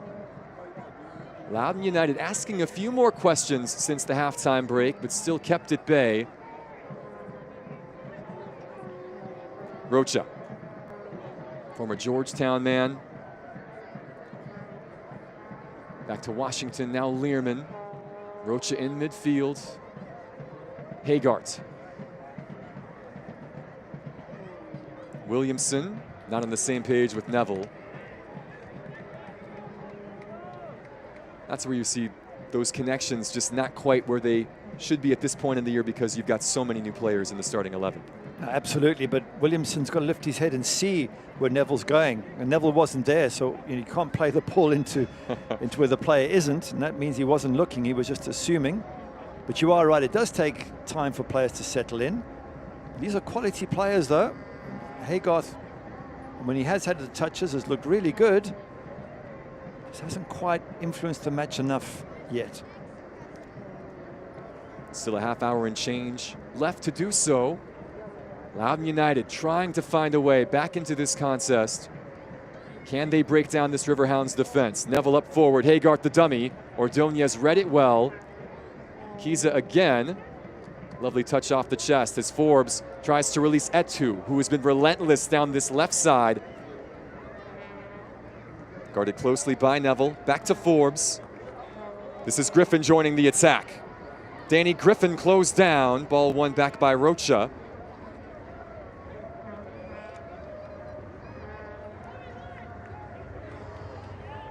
Joey Farrell sliding across. Good little tight play there from Tommy Williamson, just to get past his initial man and then get the free kick. Have a look here. Nice touch. Oh, great skills there, and it's just going over. He just keeps it in and wins the throw in. Now he needs to be doing that on the edge of the box, preferably, and getting a shot in as well. I think that's one of the key points. Look how far back he had to drop to get possession. Williamson, the former 12th overall pick by the Earthquakes in the 2021 MLS Super Draft, had a handful of goals with Pittsburgh 2 seasons ago, 6 goals, 4 assists. Here's Hagart now. Neville on the deck. Good look that time for Williamson. A swing and a miss though. Back to Turner. Blocked away. Ordonez in the way. Kiza able to hold the play up. Arturo Ordonez trying to find Dikwa on the outlet ball. Closed down by Bryce Washington. Jacob Green, the left back. El Medkar from distance. Khalil El Medkar! A lifeline for Loudoun United on the hour mark. Beautiful skill from distance. Absolutely brilliant strike, isn't it? Fantastic turn. Plays the ball in, and this is his 3rd goal in 4 games, and they've all been golassas. But look how far out he is. 22, 23 yards. Bends it right in that top corner. That is a fantastic strike, and there's nothing Christian Garner can do. And he's done this before, El Medkar. All of his goals have turned out to be really great strikes from distance. And I was about to say before that, if they get one, they're back in it. Well, they're certainly back in it now at 2-1. Now they've got to make sure they don't give anything else away, because Riverhounds are going to come at them. If they can just keep defense tight, they've got the players up front who can maybe get at least a point out of this game. 7th of the season for Khalil El Medkar, the former FC Dallas winger. As you said, Gary, he has been hot of late. He had a 3-game goal streak not long ago. That was his first sight of goal. He demonstrates what he can do when given the chance. And we have a whole new ball game now. Loudoun having the deficits on the right foot of El Medkar, the former Kentucky Wildcats. He only scores golazos, doesn't he? He's a beautiful striker of the ball. And you've also got Zach Ryan and Tommy Williamson up front. So they've really got potential to hurt you, which is what Bob Lilly said. He said if those front three get the ball, or those three attackers rather, they can cause us problems. Well, they haven't until now. And that really shows that Ryan Martin has basically said to them, go out second half. You need to be more on the front foot. If we concede again and lose this 3 or 4, so be it. But we've got to have a go, and that's exactly what they're doing. There's a good look at the 24-year-olds. 11 goal contributions now this season. Green, the layoff. That's beautiful skill. It is. It gives the keeper absolutely no chance. Gets it over the keeper, under the crossbar, towards the top corner. Question marks about how he got to have time to put that strike in on the edge of the box. I'm sure Bob Lilly will not be happy at the closing down of his defenders, and with that, he's probably going to make some changes to affect the game. Right on cue. Tola Shawunmi coming on, replacing Edward Kizza, the goal scorer of Pittsburgh's second tally. Another familiar face getting set to join the fray. Robbie Mertz, who wears the armband when Kenardo Forbes is not involved, will take the place of Danny Griffin. So a double change for Pittsburgh in the 63rd minute.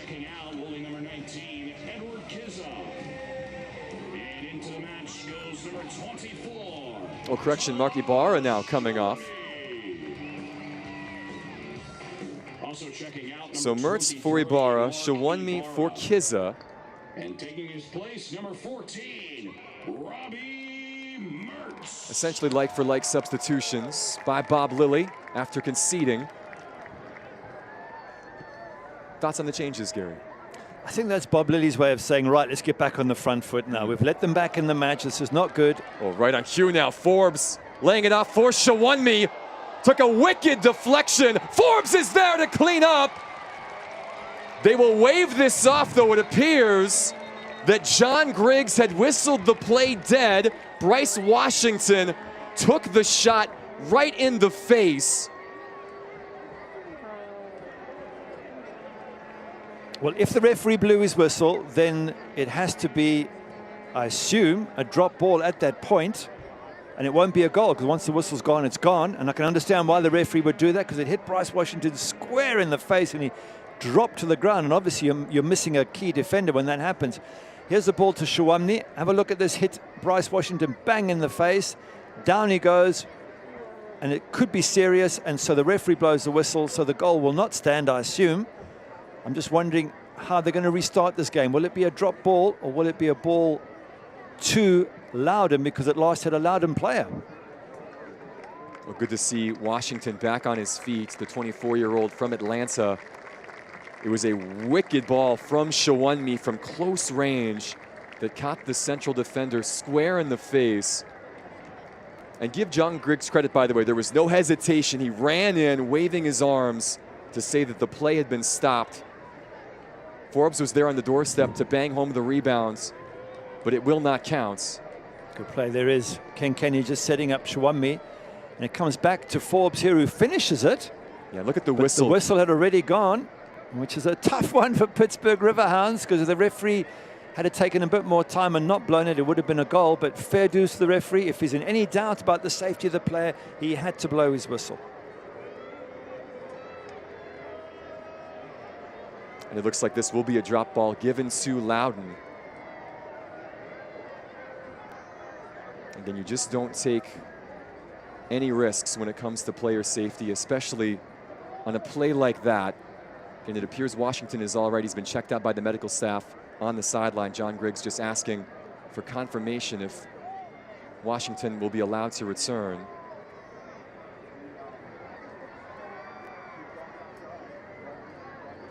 As I thought, it's a drop ball for Loudoun because it hit a Loudoun player, which again is tough for Pittsburgh because they were on the attack. They had the shot. They had scored a goal, which was disallowed, and the ball goes to Loudoun. But those are the rules, I guess. You can hear the home crowd not happy with the decision.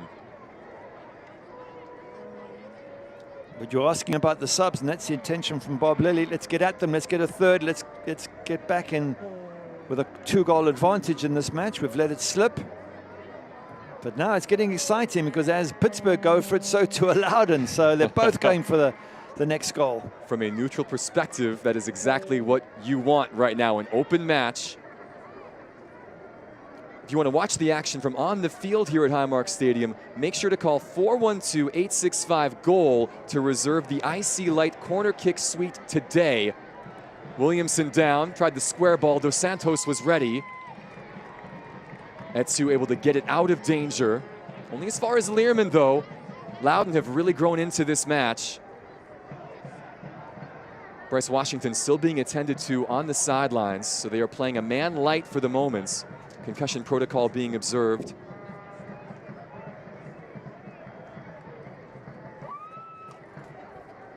Bryce Washington in his first season with Loudoun, a third-year pro.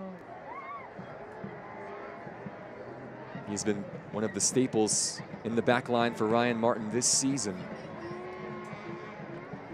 He, I believe, made the first goal line clearance on that wild sequence at the end of the first half. Players will be signing autographs on the field. Stick around and meet the team. Yeah, just being absolutely careful with this concussion situation, and if the doctor is in any doubt, they will say no.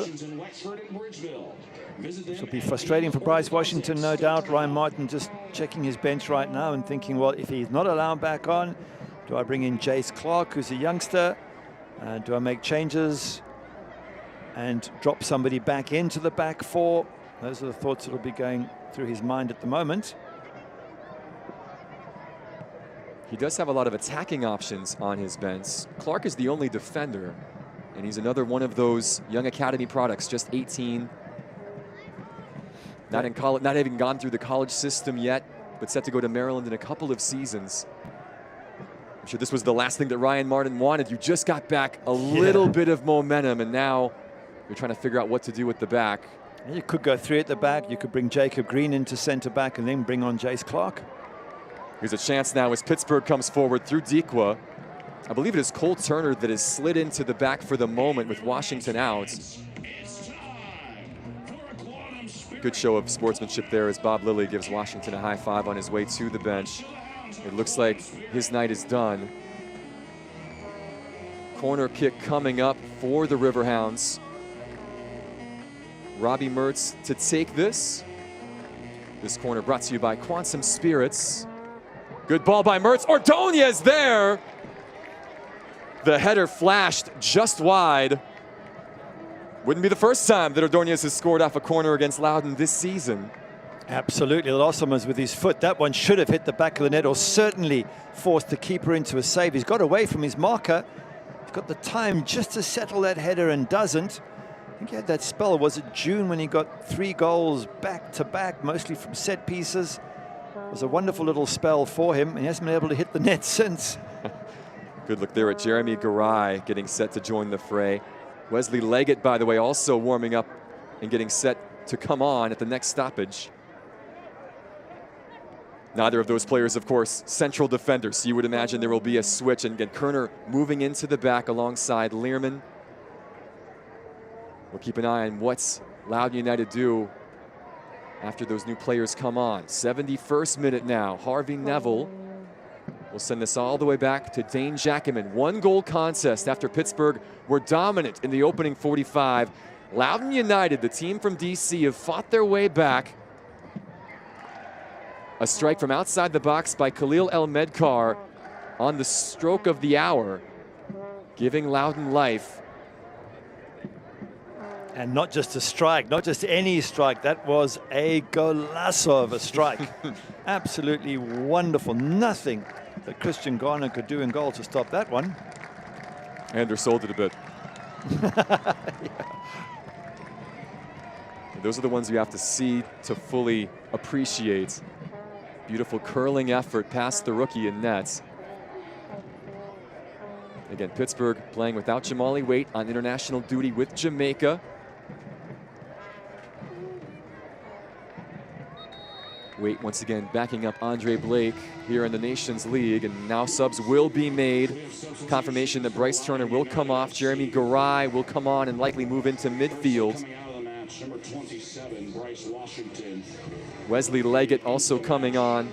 He'll move up top alongside Zach Ryan. Leggett replacing Tommy Williamson, and this is why Washington is coming out of the contest. Now, you can't take risks. A situation like that, the medical staff will have a good look. You take that ball full in the face, and those who have played the game will know that when someone hits it as hard as Shawamni hit it, and you hit that on the side, hits you on the side of the head, that's going to shake you around a little bit, and they're taking no risk, which is, I believe, the right decision to make under those circumstances. We hope for Washington that there are no lasting effects other than maybe just a bit of a headache after that. His night is done. A chance now for Wesley Leggett to make an impact. The former St. John's attacker who has been in the goals this season. Yeah, he scored one of the goals in the victory at Las Vegas away. And he is a good player. Great touch on him. His strike in that 3-0 win over Lights was pure. A beautiful shot. It was great skill. But now it's one of those where there's gaps opening at both ends as both teams push. It's not like Pittsburgh Riverhounds sit on a 1-goal lead. They want to get that extra goal insurance, and they're going to keep pushing forward. Here is Rivera now. 2 men to aim for. It finds the head of Learman. Back to Griffin. Garay there for Loudoun. And can United break now? El Medkar dispossessed in midfield. Good tracking back by Danny Griffin. The former Providence Friar getting in the way. 74th minute now. Still time. You mentioned Danny Griffin. Something amazing about him. He hasn't missed a single league match in his pro career. Isn't that something? And this is now, I'm guessing, going on sort of 3-4 years. Not like this is just a few months. I mean, you know, normally you pick up knocks, as we're talking about knocks. There is one and maybe a yellow card. But you get knocks, you have to rest your body. But Danny Griffin just goes on and on, game after game. Wesley Leggett will be cautioned here. First yellow card that we've seen in this match. So Leggett on the pitch for a little over 2 minutes, and already in John Griggs's book. Yeah, it's a late foot on top of Etu. As Etu stretched, it's a dangerous one. Because when you're stretched, you know, you've got no defense there, and that came straight down on his ankle. That's going to be painful. And Leggett's got to be careful now. He's on a yellow. He wants to make an impact in this game, but not that way. Leggett, by the way, has moved on this right wing. It is Chris Hagar who is partnering Zach Ryan up top. We'll see if Rocha and company can give them the service they need. Garay playing in the middle of the park alongside Aiden Rocha. Still 4-4-2, with Turner dropping into the back alongside Learman.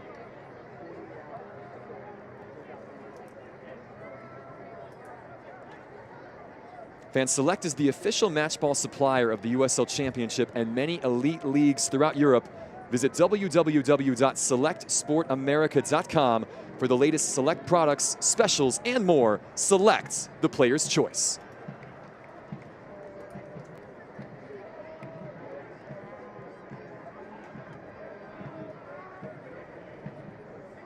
Kenardo Forbes, a couple of assists to his name tonight, up to Mertz.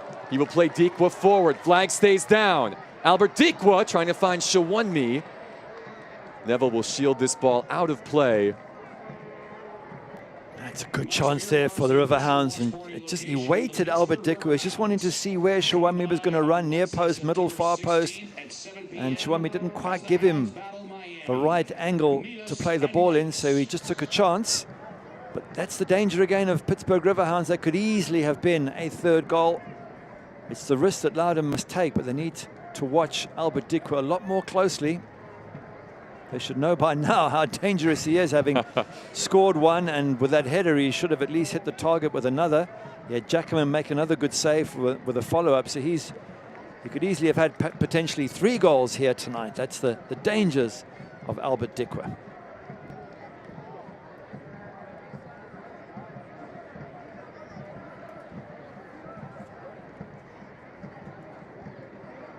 Harvey Neville doing the defensive work tonight. It's a comfortable night in Pittsburgh, by the way. Low 70s. Calm in the Steel City. Ordonez back to Christian Garner. Native of Massachusetts, spent the majority of his collegiate career with Boston College, a 3-year starter for the Golden Eagles, before transferring over to the Big Ten to play for Northwestern. in his first season of pro action. Bob Lilly called him a proper goalkeeper. So we are going to put someone that knows what he's doing between the sticks this week in replacing Jamali Waite. The only one that's gotten past him, I don't think you would have even saved in your heyday. I wouldn't have seen it. That was a great strike. Olassa from outside the box, El Medcar. Yellow card coming out. Chris Hagart doesn't like it. He and John Griggs have not seen eye to eye so far tonight. Second player carded on Loudoun this evening. Hagart joining Leggett in the book.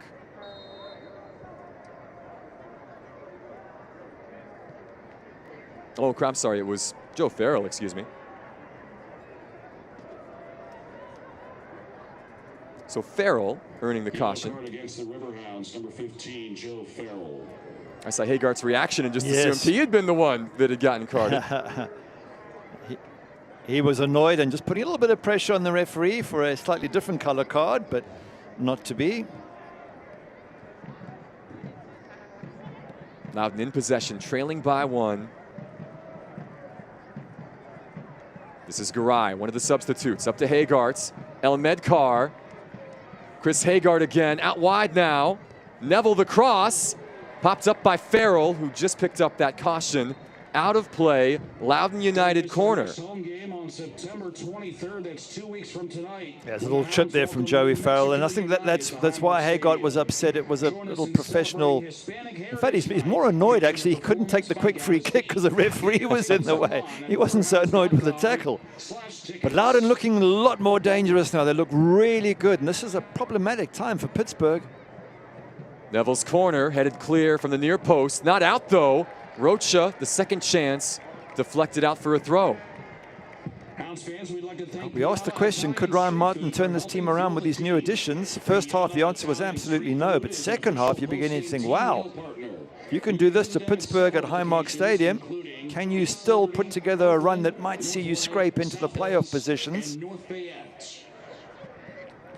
If they can get a goal and keep the Hounds at bay, this would be a massive road points for a Loudoun team that has struggled to put points on the board over the summer and now into the fall. Here's that ball ran over the end line, a goal kick coming for Garner. Still work to do, of course, here in the 80th minute.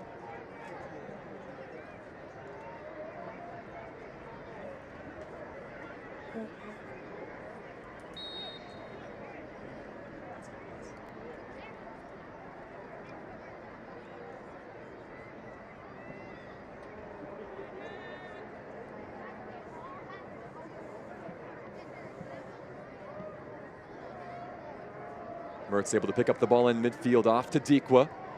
Forbes making the run. Misplayed by Learman. Canardo Forbes.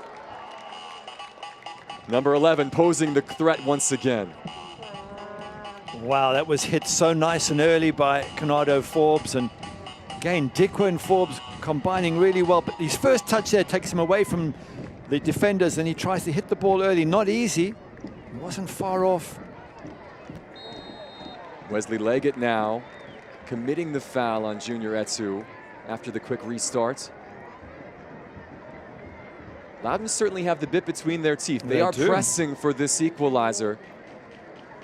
And they're pressing in style. It's not a, it's not a hit and hope style. Maybe earlier in the season, they weren't quite as steady, but with these 3 new players joining them, they look as if they've weighed it up. They've figured out where the gaps are. They're going for it. It just leaves them a little bit thin at the back at times.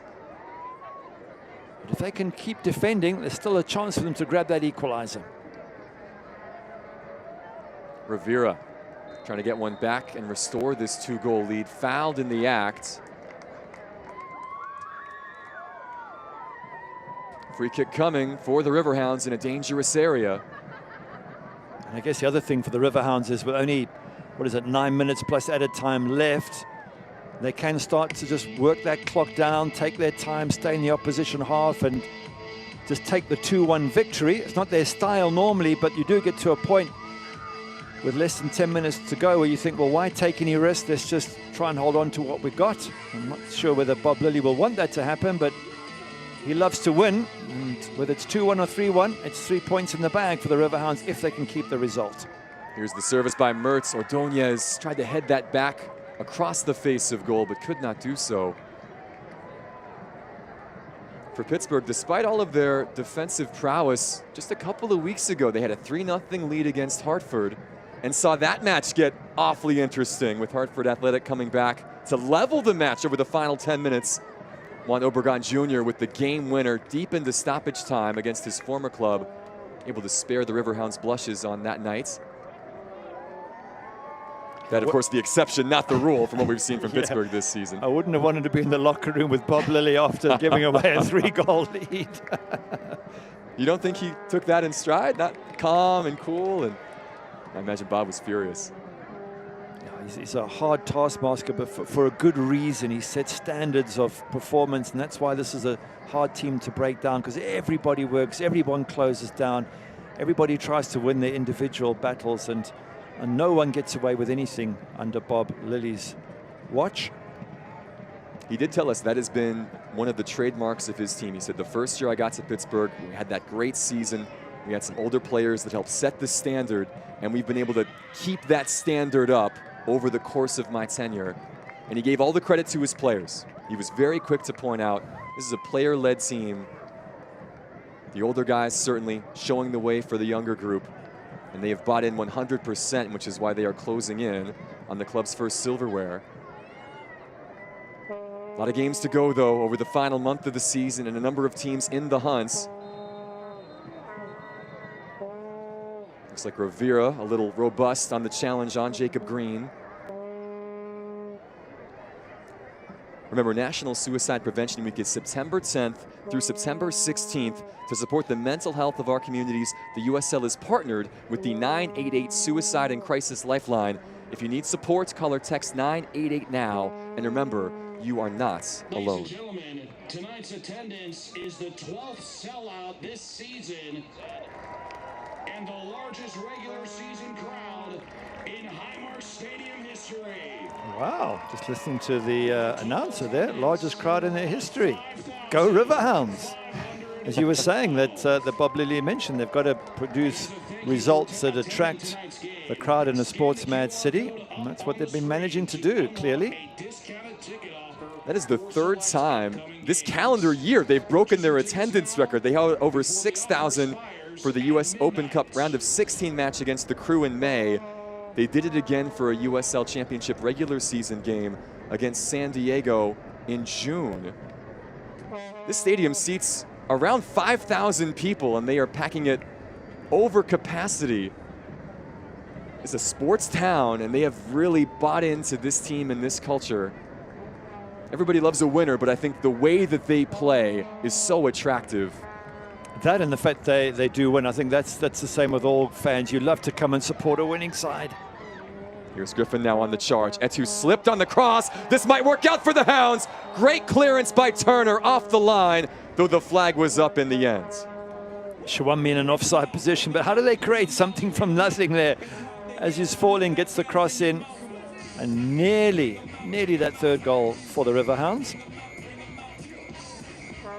Two more subs on the way. Pat Hogan and Luke Biasi getting set to come on. It'll be Joe Farrell making way, eclipsing that 15,000-minute mark in his career tonight. Danny Rivera also making way. So Biasi and Hogan joining the fray in the 86th minute.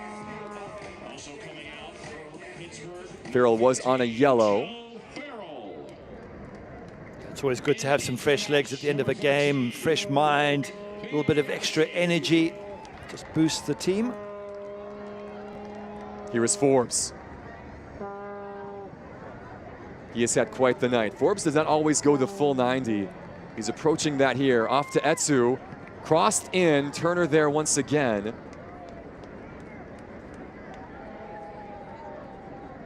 A quick word on Danny Rivera. I thought he was fantastic tonight on the wing. Wonderful on that right-hand side, given way too much space to play in, but given that space, he whipped in so many good crosses. They eventually shut him down. Certainly second half, Loudoun a lot better at restricting Danny Rivera. Pittsburgh has attempted to exploit the left side with Etu a little more in this second half. They have not had the ball as much, though. Much better from Loudoun, as we have said, over these second 45 minutes. Quite the reverse of the opening 45. They're not all the way there back yet, though. Still trailing by 1. Harvey Neville and company trying to mount the comeback. It'll be tough for Dane Jackman if the result stays, because he'll look at his error for the second goal as being the deciding moment. A foul now in a dangerous area. Leggett dropped by Etu. And a definite chance for the visitors to put something in the box and attempt to test Christian Gardner.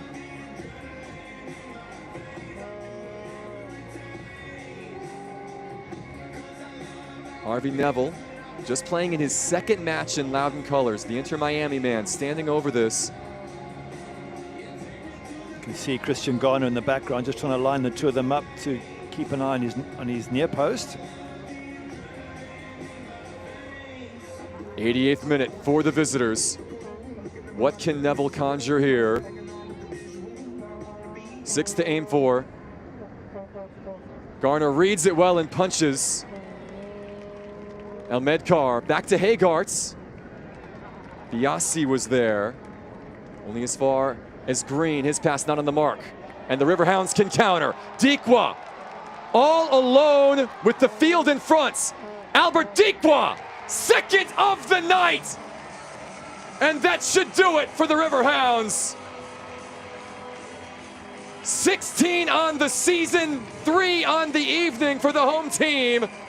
And 3 points surely in the bag now. That's a fantastic finish by Albert Dikwa. Kept himself onside in his own half of the pitch. Wonderful pass played through for him. And they did so well here. The ball won there. Look at that outside of the foot pass, way inside his own half. Can't be offside. He knows he's got lots of time. He glances over his shoulder, just waits, looks at Dane Jackman and puts it past him. And that's the danger. You cannot leave a player like him, who's already scored one and had a few more chances. You can't leave him on his own, inside his own half. And maybe that's an error that Loudoun United shouldn't have made. And they've been punished for it. And that's his second of the night. The Steel Army in full voice from start to finish, loving it. Say hello to your new Golden Boot leader in USL Championship in 2023.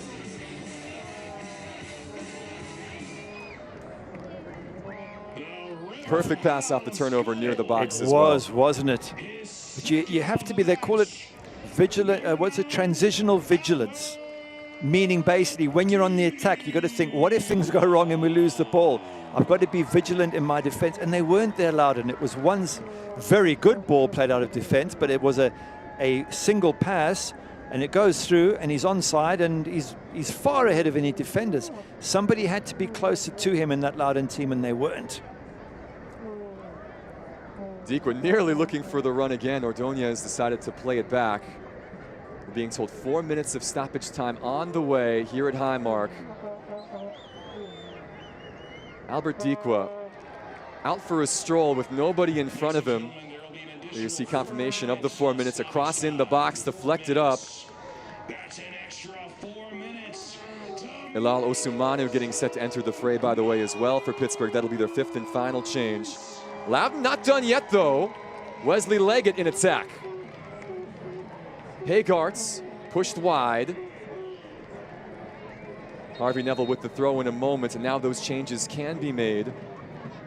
Ilal Osumanu, who started last match in that 0-0 draw at San Antonio, will replace that man. Albert Dikwa, his brace tonight, a big reason why Pittsburgh are going to claim all 3 points unless we are in for a dramatic final 3 minutes of this match. Osumanu, a central defender by trade, will shift into the back. Isaac Espinal set to arrive for Loudoun as well. Espinal just 18 out of the DC United Academy. Abdul Kawanda also coming on. Zach Ryan will come off. Again, Ryan back from injury.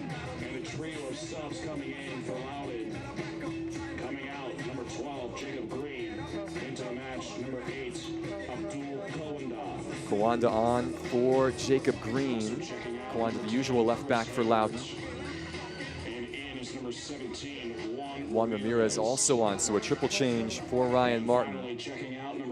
One last roll of the dice on the road. Into the match, number 22, Isaac Espinal. This is Espinal quickly on the ball. Rocha to play it in. Ramirez. Ordonez there.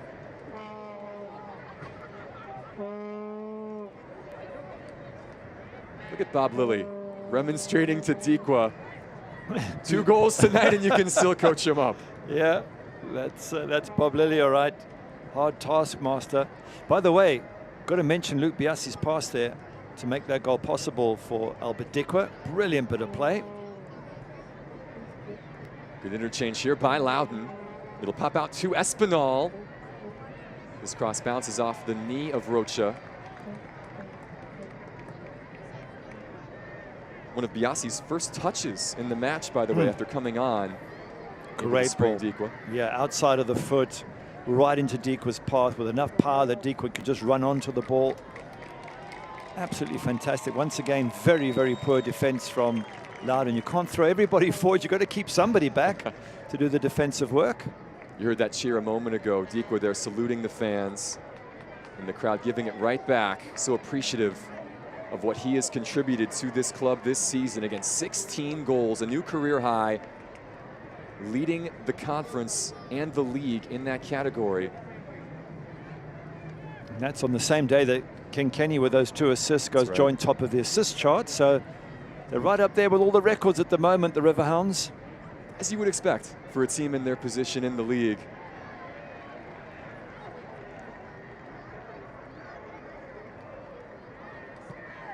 Cole Turner has a go. A souvenir for the fans in the Paul Child stands as the seconds wind down. That's been tough on Loudoun because having fought their way back in, it's just a poor defensive play for the 3rd goal. It's a mistake by the keeper for the 2nd. And, you know, away from home, they could easily have come away with a point here today. And I think they're going to be very, very frustrated. They'll be buoyed by the fact they played well in the 2nd half, and they'll believe they can do something. The problem is they haven't got many games left, and it looks like unless they win every one of their remaining games, they're not going to make the playoffs. There is the final whistle.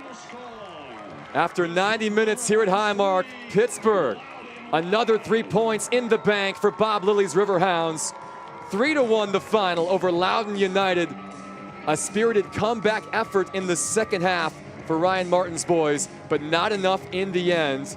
That final goal for Albert Dikwa, the last nail in the coffin to the team from the DMV. Yeah, once again, Ryan Martin will be upset with the errors, the simple mistakes made by Loudoun, but they look much better in the 2nd half. The 3 players that have joined them make them look a lot stronger, and if not this season, certainly next season could be a really good one for Loudoun United. Time to talk things over to the man of the match. I don't want to say it was an easy choice tonight, but Albert Dikwa will get the honors, brought to you by Heineken. Yeah, that was his first goal, well taken. Might have come off the defender's foot a little bit. This one here, Luke Biasi, what a ball. He's miles away, Dikwa. They've let him free, and he just waited, looked up, saw where the goalkeeper was, just slotted it past him. Besides that, he had a header that maybe should have gone on target, but he was in a good place to get that header. He had a good save from Dane Jackerman from one of his follow-up shots. So all in all, a massive game for Albert Dikwa tonight. 16 goals now on the season. A nice embrace there with his former Riverhounds teammates. Not the day for Tommy Williamson and company. As you said, though, a few positive things to take from their trip to the Steel City. Albert Dikwa, though, and the Hounds will take the spoils tonight. Full time here from Highmark, Pittsburgh Riverhounds SC 3, Loudoun United FC 1. Back in a moment to wrap it all up from Highmark after this.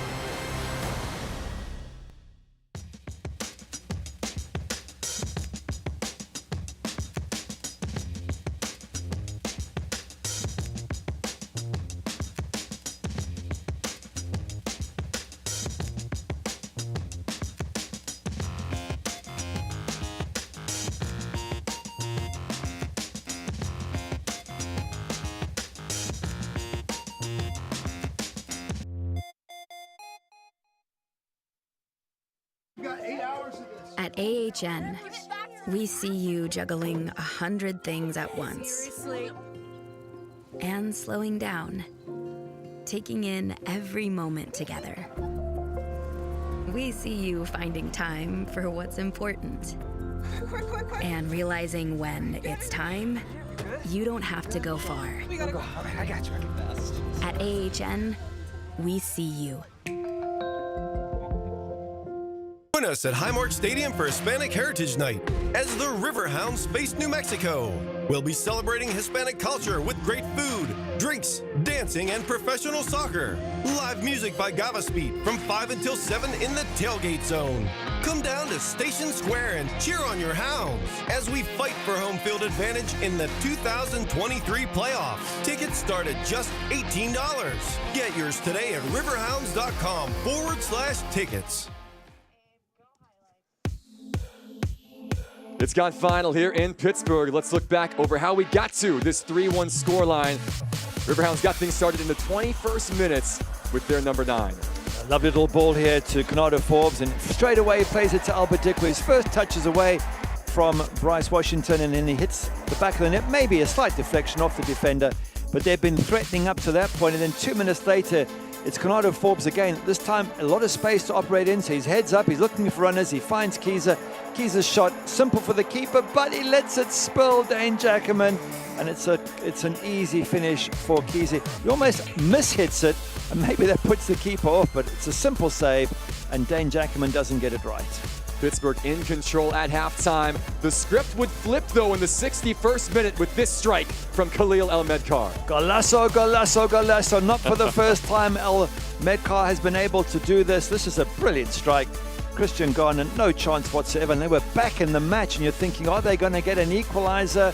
But then poor defending, and the ball just falls to Luke Biasim. With one kick, he's able to put Dikwa through with 10 yards ahead of any defender, and he can take his time, pick his spot, and that finished Loudoun United off. Brilliant composure by Dikwa, sprung by Biasi, who had been on the pitch for mere moments.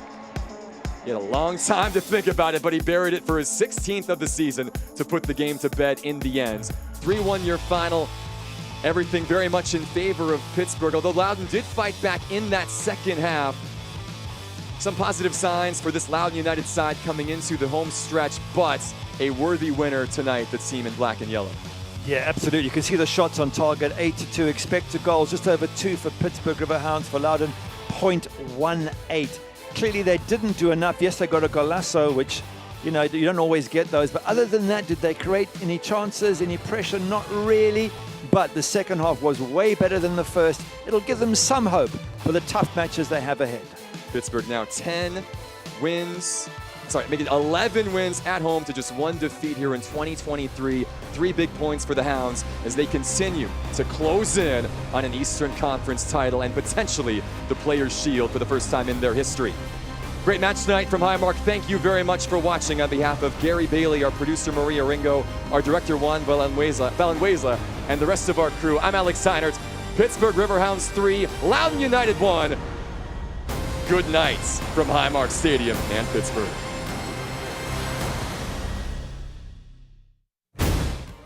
This copyrighted telecast of the United Soccer League Championship cannot be retransmitted, rebroadcast, or reproduced without the expressed written consent of the United Soccer League Championship.